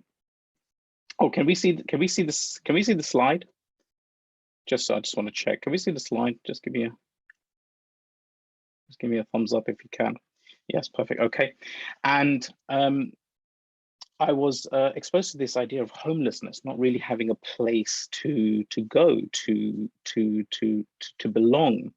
5 years out of that, I really never really had a home to go to. So when the students will pack up and go home, I really didn't have a place to go. So things turned really south at one point, you know, through about 3 to 5 months into this 5 years, I really didn't have a place to stay. Luckily, you know, some of the experiences that I experienced there was, it was very lonely at the bottom, right? Mentally, we're frustrated. I felt useless. I felt like I didn't have any direction. There was no guidance or support. But all in all, there were really about 5, 6 people, literally 5, 6 people I can remember today that really was there for me when I needed it. Some of the things I experienced was lack of food. I put tin of fish there because there was a time, I just want to bring that to light to you, was there was a time where I couldn't eat anything in the day. I didn't have any food. I didn't have the money to purchase anything. And so the only thing I had was a tin of fish in the cupboard. So that's all I would eat for the day. And that gets a bit, that plays with your mind a little bit, because as everyone wants to go out and we're enjoying as students, and you know, I'd have to make up excuses to kind of say, well, I'm not hungry, I've got work to do. It was really playing on the mind. Money-wise, you know, just to give you a perspective here, I used to pay 10 debtors £1 a month. And so you can imagine, through a mediator that is, but you can imagine how long it would have taken to pay off the debt. And so really, what's happening here? Well, there's growth here. There's growth happening here. And why I'm bringing this to you, because really it shaped my thinking. And I guess there's a lot of you out there that perhaps have experienced, fortunately, some sort of adverse things in your life that I really want you to tap into here today. And it shaped my thinking. I understood really the value of people as opposed to everything material. I understood the difference between acting and reacting, right?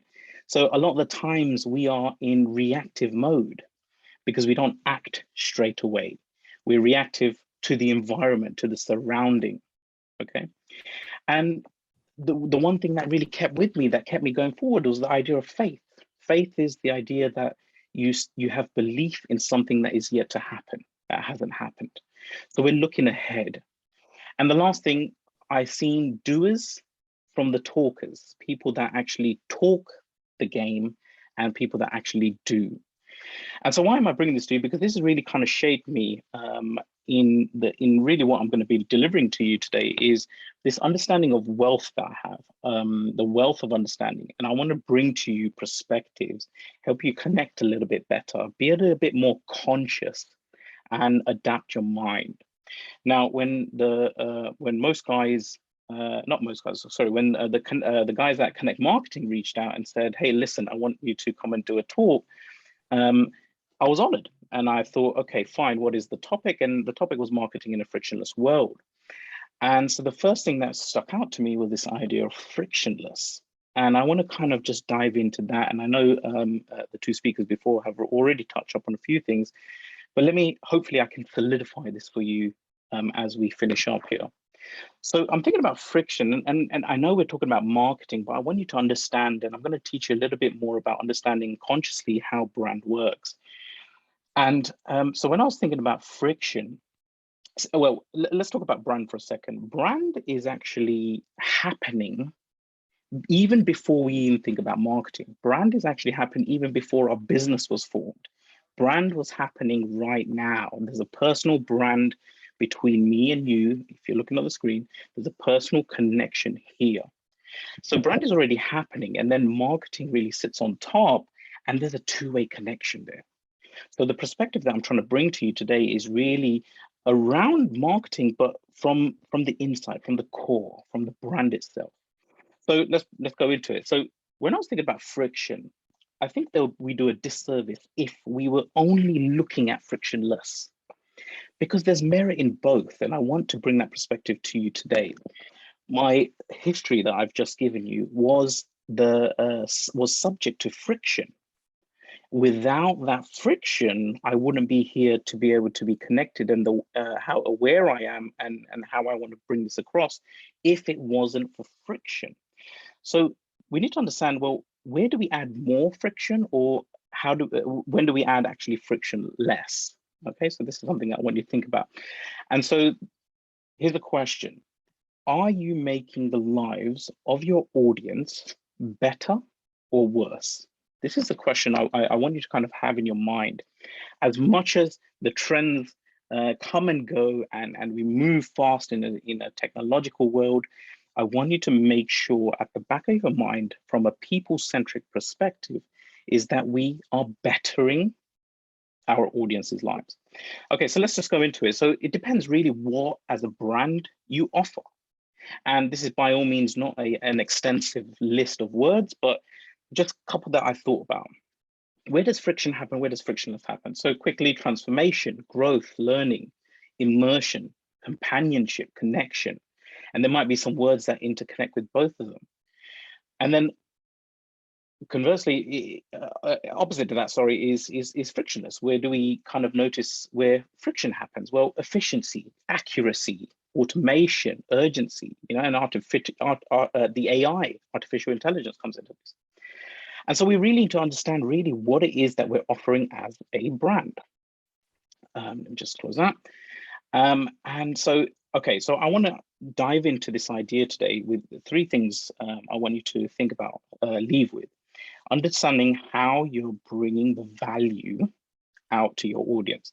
So we're going to do three things. We're going to rediscover, we're going to reconnect, and we're going to realign. What we're trying to do is we're trying to say, well, do we understand who we are? And really why do we do what we do? And how does that impact our business and our environment? Reconnection is about, I'm going to take an unconventional perspective here about audience. And I'm going to say, well, we shouldn't actually say, oh, which segment or audience I should be branding or marketing to. The actual audience that you actually gravitate to you is based from within. And I'll come back to that. So we need to reconnect there based on our competency. And the last one, realign. Can we now shift and realign to really what it is that we're supposed to be doing and how we bring value back to our audience?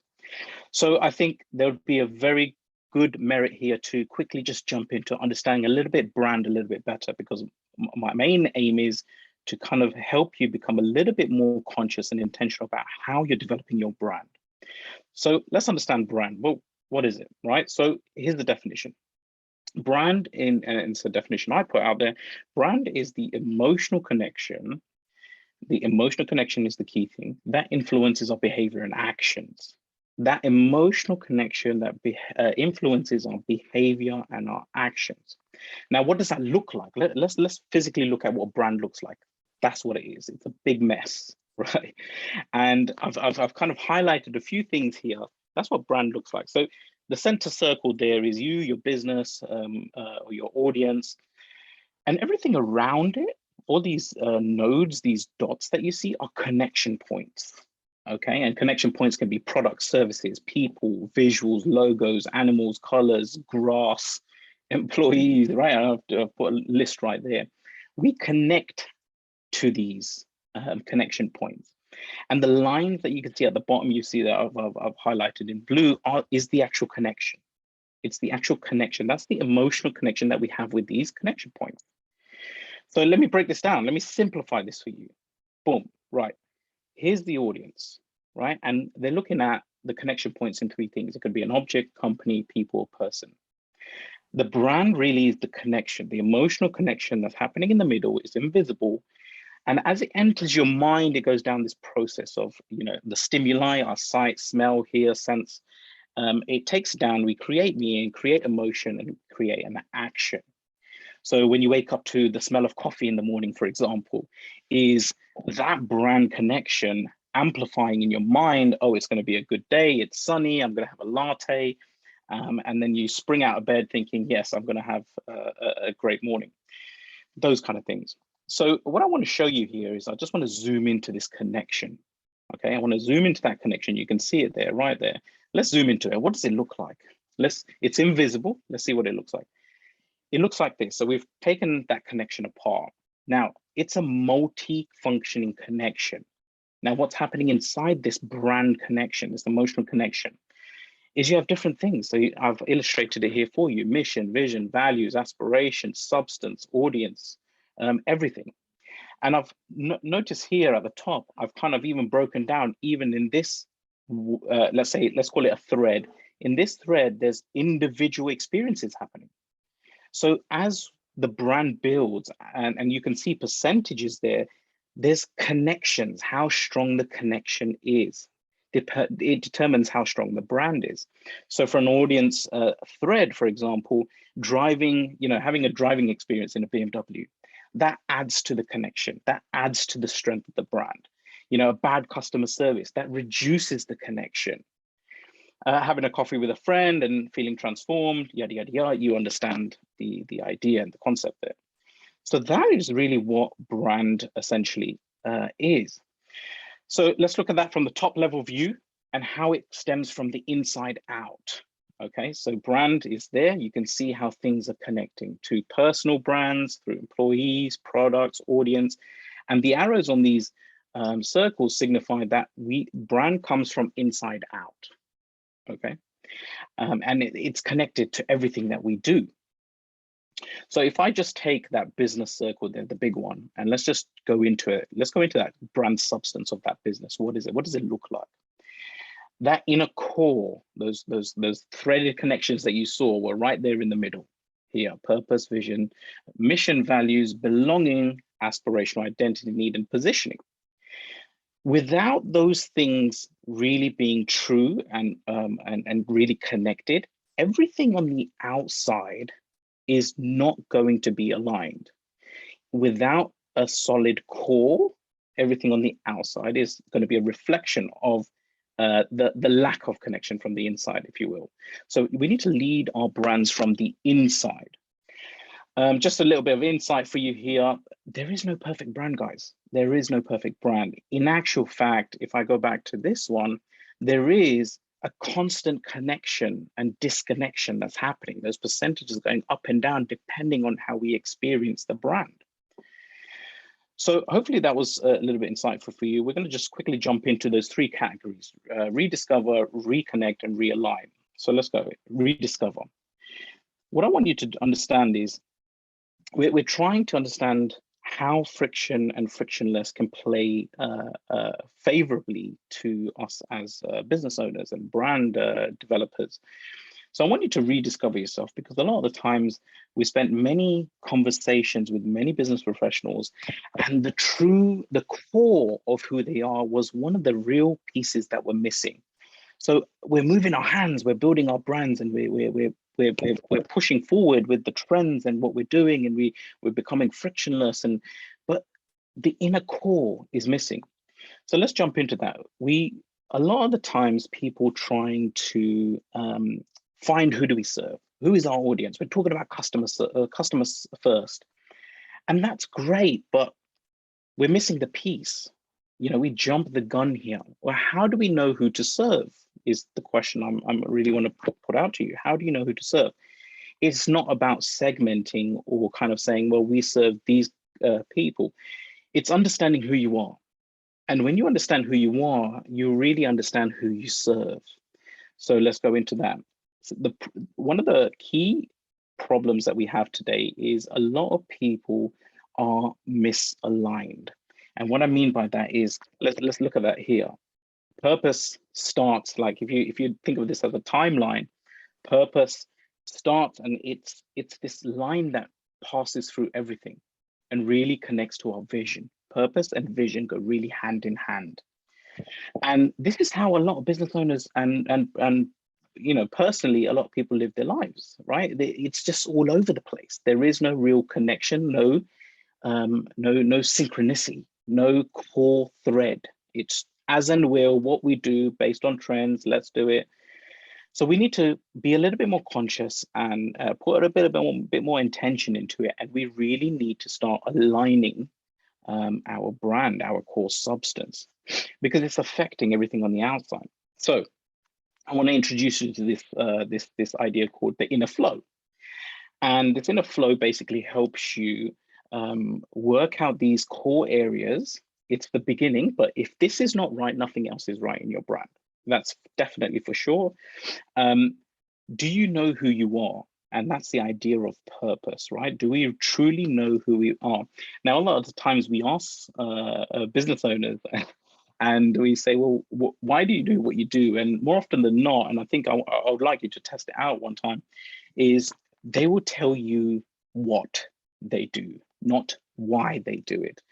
And that's because it's hard to articulate why you do it, because it comes from part of the brain. I'm sure you understand Simon Sinek. I'm not really going to go into Simon Sinek's speech here, but they cannot articulate their why.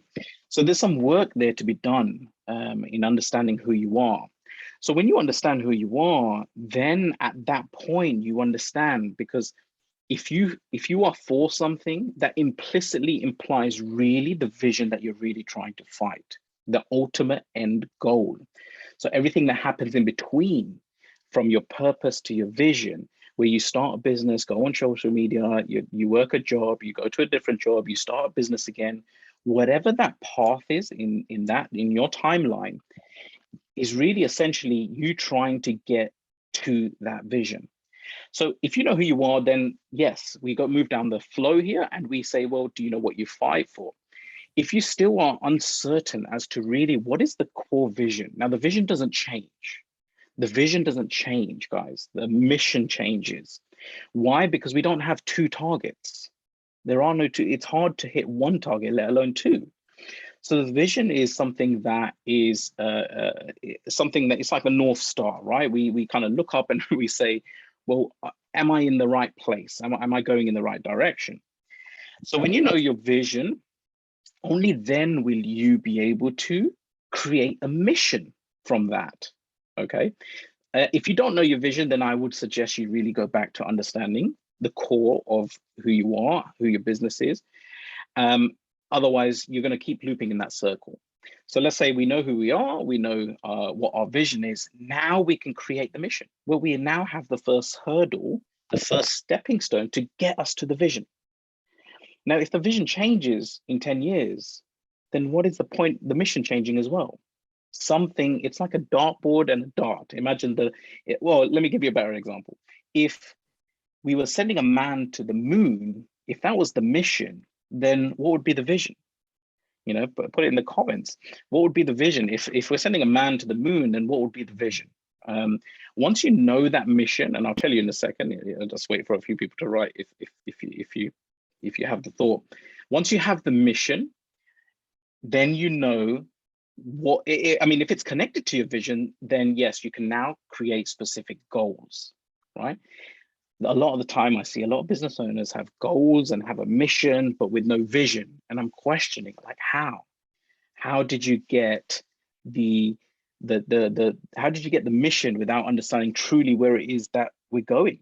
Because the mission ultimately should be taking you there. So I'll just say it out. If the mission was to put a man on the moon, then the vision really is to explore the universe, right? And really, we will outlive ourselves in trying to make sure that we explore the universe. So hopefully that makes a little bit of sense.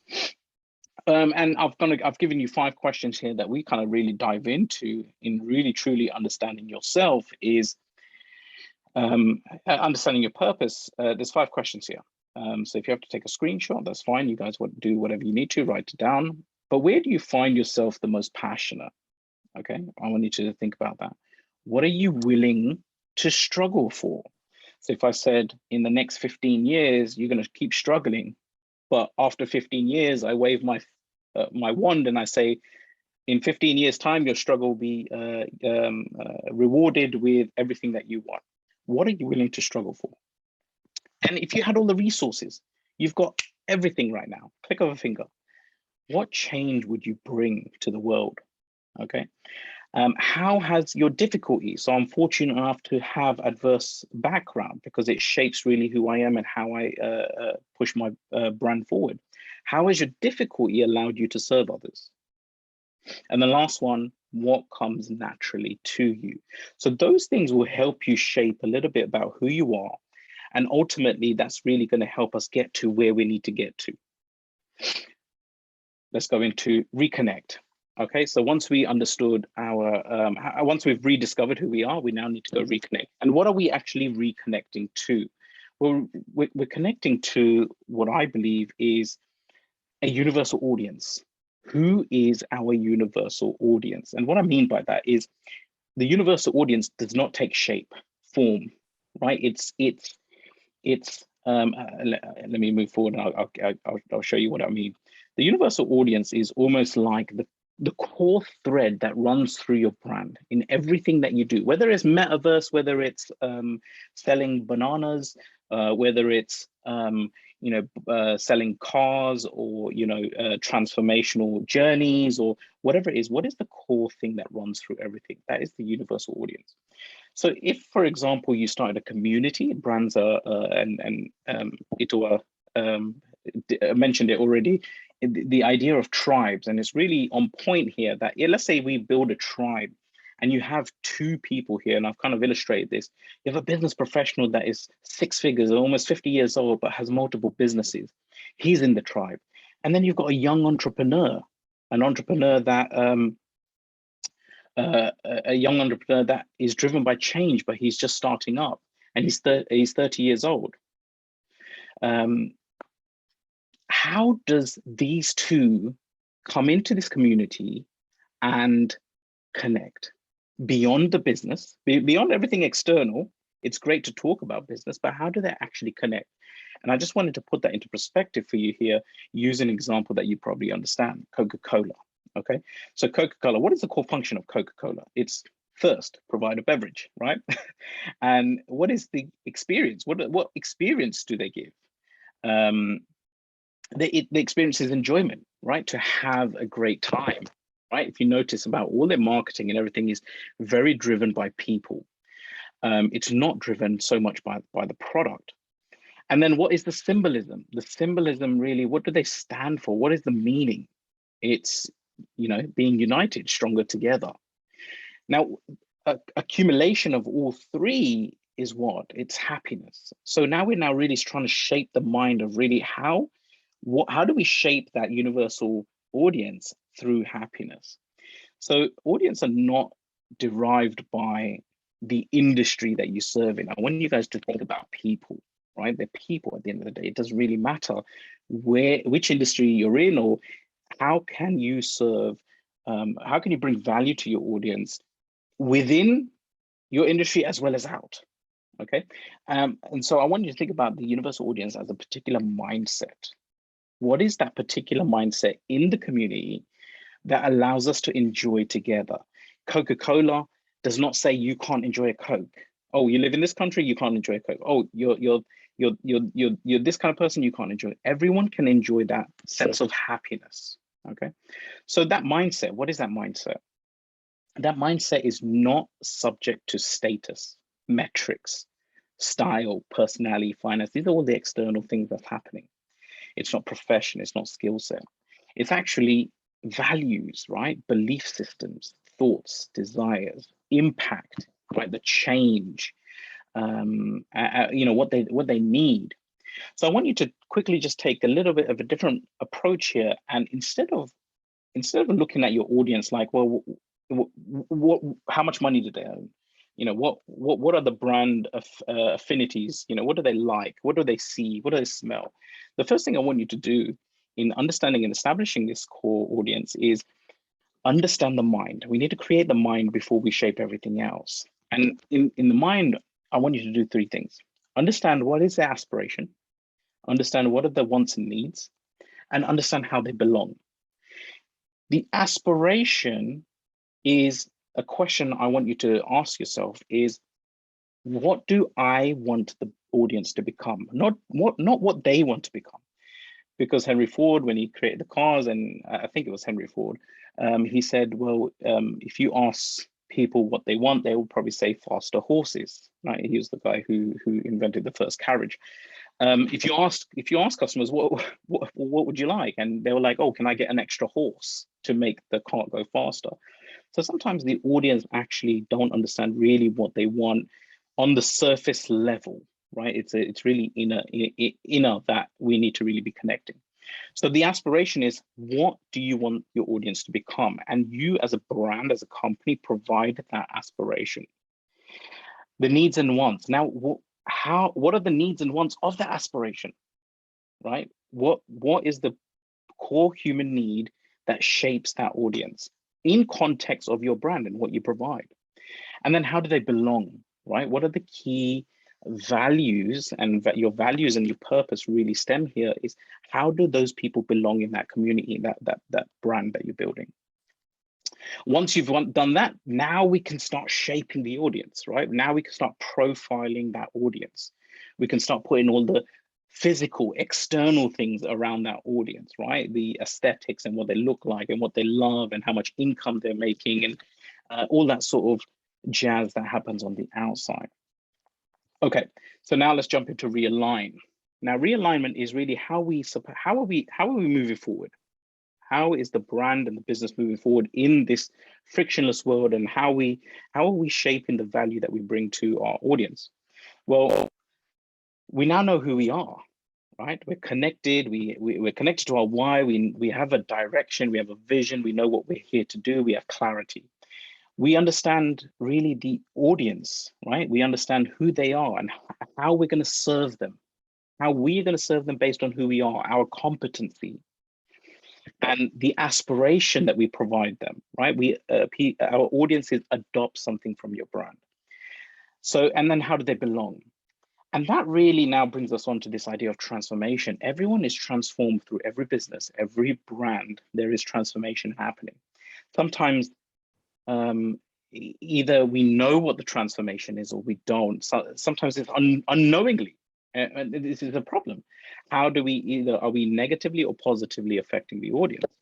So we need to put a little bit of conscious effort and intentional value to deliver to them.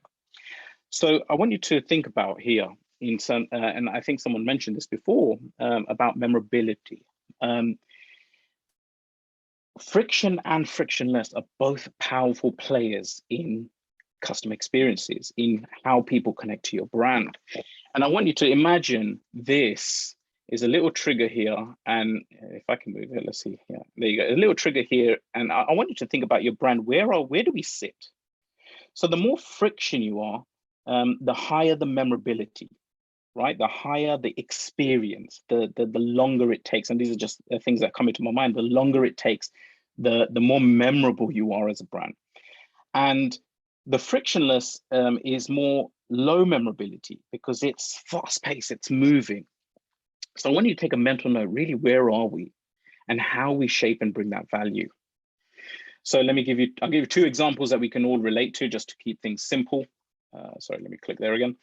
Disney, right? Where is the friction? Where is the frictionless? Now, for example, Disney, walking around the theme park. I don't know if any of you have been to Disney. If you have, just say yes, you have. Let's see how many people have been to Disney, how many people relate or know of Disney and how the system works. The friction side is you have to walk around the park. There is no other way around it, because that adds to the experience. Group activities, when people going to Disneyland, they usually go to as groups, as families. So they do group activities. That is friction, because it's not easy, right? We have to think about everyone. You're walking down the park and you interact with Mickey. You could just do it on your phone if you wanted to, but the whole experience and with the kids and the enjoyment, there's friction there. Sometimes we cannot remove that friction in order to provide, let me just close that, in order to provide better value to our audience. Now, what about the frictionless? Well, you've got all the usual things that you could probably think about to speed things up. So you've got all-day passes, right? You got VIP passes, accesses to different areas. If you pay a little bit more, the Disney resort, staying within the resort rather than traveling one hour out. Free drinks with the wristband. I mean, I back in the day when I went, you get a wristband and you can get a free drink, bottomless drink from anywhere you go. These are kind of like frictionless experiences. I want to talk about Amazon. So we know Amazon and very much Jeff Bezos is very frictionless, and that's the way he said it. But what are some of the frictions that he's got? Well, fast working conditions. Now, it's a fast-paced environment. To some degree, do we remove totally the people from the business? Maybe it might be headed that way, but we still need some interaction from the human eye. So that friction really is harder to get rid of. It's in the process, there's machines, but we also have people there.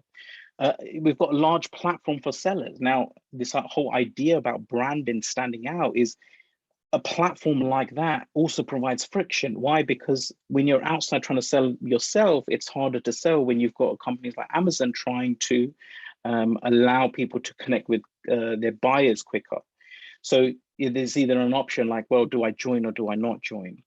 And then when you do join, there's a vast amount of sellers on there, right? And then products, customer products removed. So if you really want something and it goes against obviously Amazon and it's a competitor, they might actually remove the product. There's friction there. Frictionless, and obviously there's probably a lot more frictionless in terms of Amazon, and I'm guessing as a brand we understand that. Same day service, one-click service, right? Fresh produce now being delivered, right? And so these are the things I want you to think about, how friction and frictionless can really play a role in your brand, and it really depends on the value you bring. So that brings us on to this idea of where do you fit? Now, this is a little chart that I got from Harvard Business Review, and it's a really powerful chart. And I want you to understand really, where do you sit? Where do you sit in respect? Here's the little transformed audience that we have. Where do you sit in his perspective? Not in your perspective. And this idea that either you're a convenience brand, a boutique, a gravity brand, a mass market brand, where do you sit in terms of the value, the memorability, or the frictionless on this chart? So, for example, the convenience brands, they are less, they're frictionless, they're less memorable, right? You need to understand, depending on the value that you bring to your audience, you sit somewhere here. Now, it's not as easy saying, oh, I just want to be a mass market like Amazon, because the higher you go, the less connected you actually become. So, for example, you can see that in Amazon, we just order a product and literally probably within that day, you have the product. The only interaction with human you've ever seen was just the delivery guy. And he sometimes doesn't even work for Amazon. He's a subsidiary, or the work is passed off. So we need to really be intentional about really what value we're trying to bring.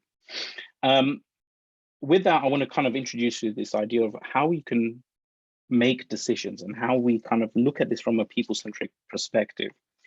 3 things I want you to look at: solution, contribution, and value. What is the solution you're trying to provide, right? Is it the right fit? Pair that with contribution. Contribution is, what impact does this have? Value, what benefits are there?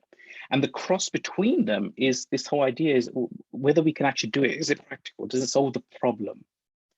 But can we measure it and change it if we had to? What experience are you creating from these decisions that you're making? Whether it's friction or frictionless, is it actually creating some sort of positive positive effect mentally or physically? Sorry. And then the combination between value and contribution is what meaning does it create? Does it actually create some sense of meaning? Sometimes frictionless companies don't really create that much meaning. So for example, let's use Amazon again. If Amazon disappeared off the face of the earth, really what are you missing? And I want you to question that. What are you missing? Is it that, oh, well, there's no other company that can actually give me the products within the day? So there's a question there. So I want to close up now really and just leave you with the question is, how are you balancing this friction to bring real value to your audience? Because it can be very one-sided if you just want to be everything frictionless and nothing friction. And it really does depend on your business. And so the last thought is, are you still connected? Because your brand is constantly connecting and disconnecting. I appreciate you guys. Hopefully that was value driven. And if you've got any questions, I'm happy to answer them. So I don't know if anyone's going to come on. Let me stop share. Any questions? Let's see. Okay, good, great. Hello, Anks. Itua here. Very well, man. What's going on? Good? Yeah, very well, man. What's good having you and speak to us about, guys, a round of applause for Anks, please. It's online guys, please, a round of applause for him. You could have that. Yeah, so Anks, now the beauty of having you here, round off, everything we've been talking about frictionless, is to help us then stay connected to the core and understand the brand better, right? Yeah.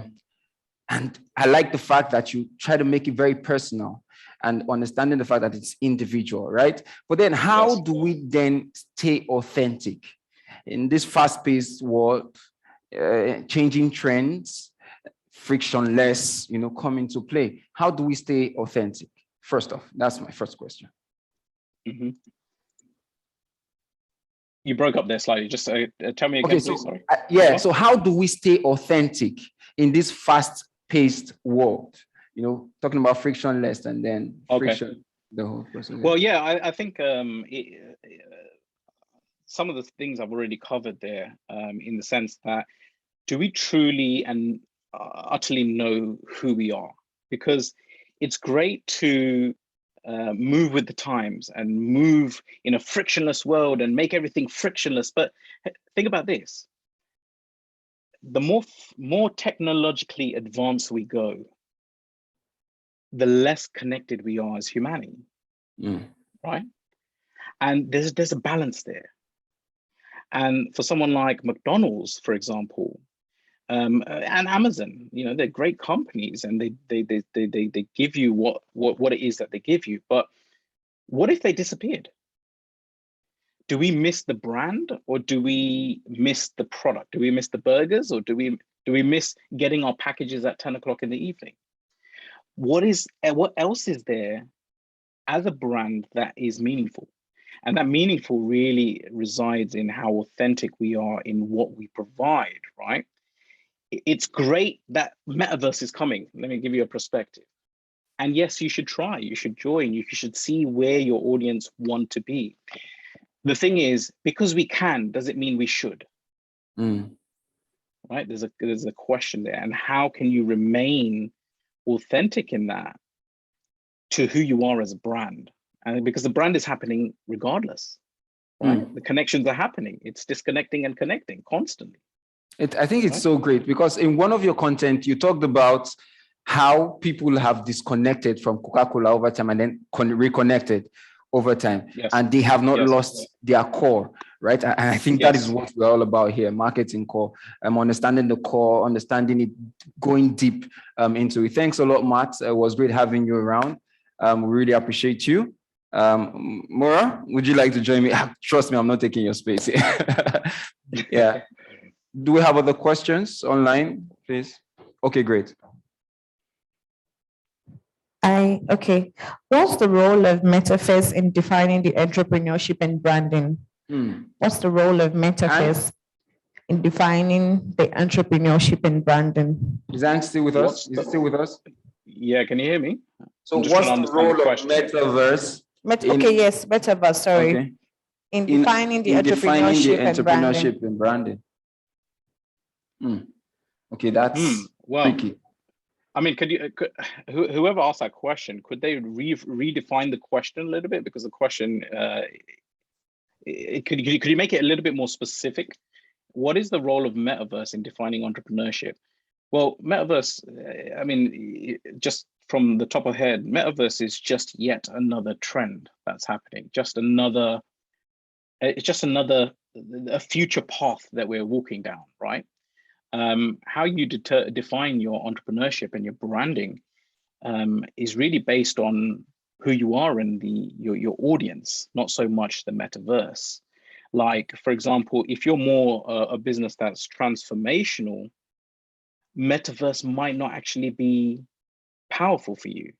So, for example, someone like Tony Robbins, I don't know if you've ever heard of Tony Robbins, it would be difficult for him to provide such a frictionless experience on the metaverse when a lot of it is mental work, which takes friction, takes time. So really, the metaverse is just a playground that we need to play in, right? But if that's where you believe your audience are heading towards, and remember, we need to guide our audience, right? Although these things are great, all these technologies come out, but how do we incorporate and how do we actually apply it to our brand is a choice that we really need to make and define our entrepreneurship, our branding, right? How do we shape the future that we're living in for the audience that we serve? Hopefully that's answered a bit of your question there. Yeah, I think that answered it quite a bit. I also talked about something in my slides, technology being an enabler, right? And the metaverse being more of a touch point. Haven't understood your core, right? I saw a write-up by Raj, the CMO of MasterCard, and he's literally talked about metaverse and the future going forward about it. So it's essential as an entrepreneur, what actually got you into that bit? Why are you being innovative and what are you discovering and owning in that space, called metaverse, right? How are you then utilizing this virtual reality to then engage and create a wonderful experience for your audience and the likes. We have new digital money coming up, NFTs playing, cryptocurrencies playing. These are other bits, and as an entrepreneur, I think it's a way for you to then literally utilize technology, right? Like Anks said, understanding who you are, understanding who your audience is, and then utilizing technology to enhance the experiences. Right. Thank you very much. 100%. Thank you very much, Anks. Patel. Please, can we give him a resounding round of applause once again? Thank you so much. It has been an amazing time here, and many people can testify to that. I'm sorry, I have to spare me that one. Thank you very much to our online audience. Thank you. I have to go.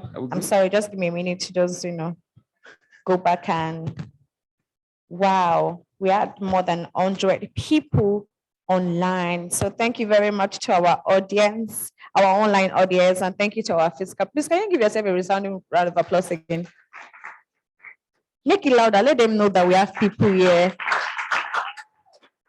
So that it doesn't look like we have audio audience. We have beautiful people here. So finally, on today's program, we'll be having a closing remark. We'll be having a closing remark to be taken by Yinka Agunloye. Yinka Agunloye is the business director connecting marketing service. Can we give him a, sorry, he's the business director connect marketing services. Can we give him a resounding round of applause as he makes his way to the stage? Can we keep clapping? You can do more than that for a business director, you know.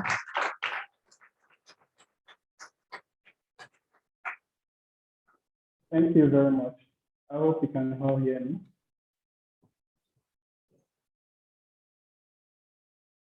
It's an honor to have been asked to offer the vote of thanks for this conference. I want to say on behalf of my colleagues and the entire management of Connect Marketing, I say a big thank you to all the speakers for sharing their understanding of frictionless marketing with us today. There are so many things that I've learned from Anks, from Itua, and then from also Yosola. Thank you for joining us. We look forward to another great one, possibly another one this year. I want to say thank you for that. Thank you for all our audience for joining across the world, and then for those that are there physically, thank you for being with us, and let's soak in all that we've learned today. Thank you. Cheers. Bye.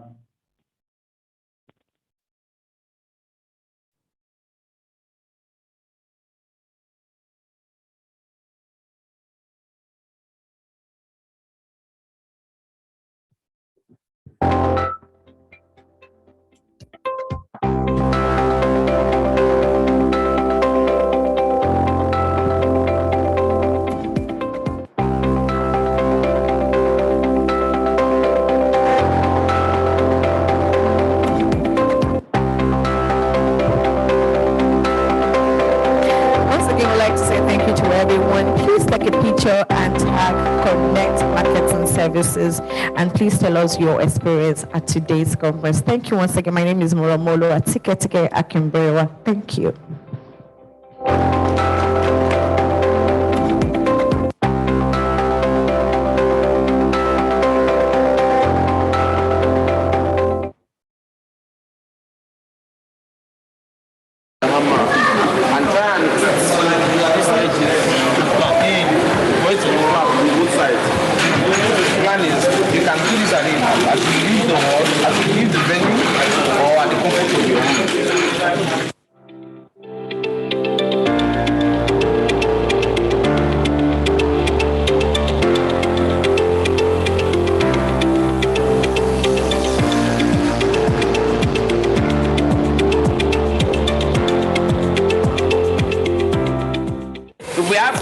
That are empty, let's clear them. Let's try to clear the all as fast as we can. All right, guys, thank you very much. This is day 2 of Marriott's lunch, right? And today is really going to be an exciting day as well as being tedious, because yesterday was really not so as tedious as today. Let's make this work. Thank you.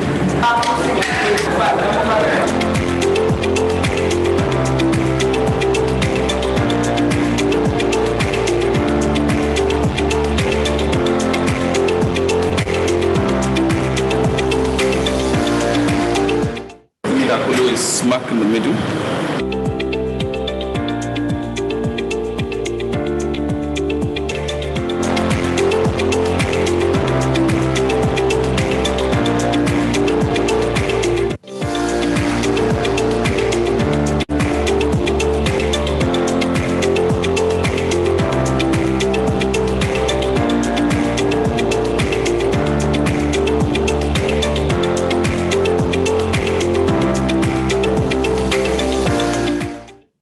This is Friday's Restaurant and Bar, and this is where the MasterCard UEFA Champions League final match viewing is going to be happening under the theme of football passion.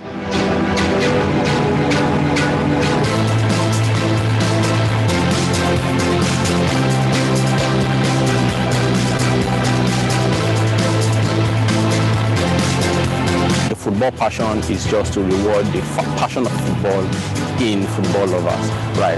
So what we are doing here is setting up for people to come later in the evening. I'm going to take you around to show you what tremendous transformation will be happening inside. So please just walk with me and let me show you around. As you can see, we are just trying to set up the place to look nice.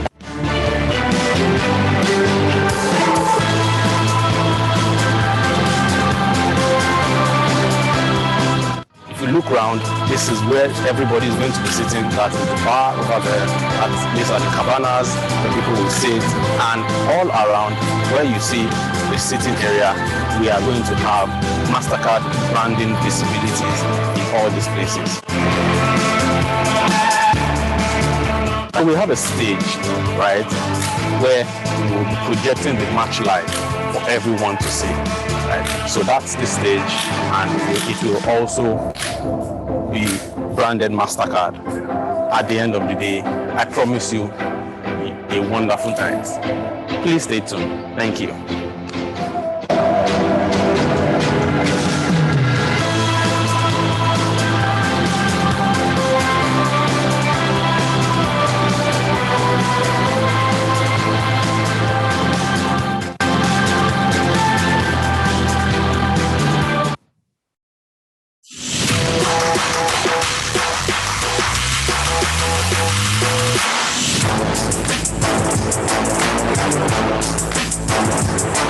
This is different. I like to see this. So let's do this.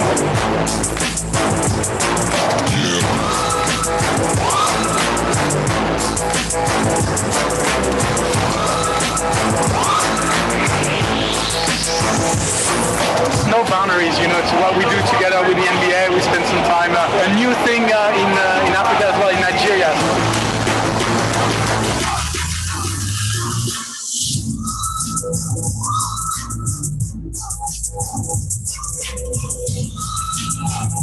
I've never seen anything like this. Really excited about how we get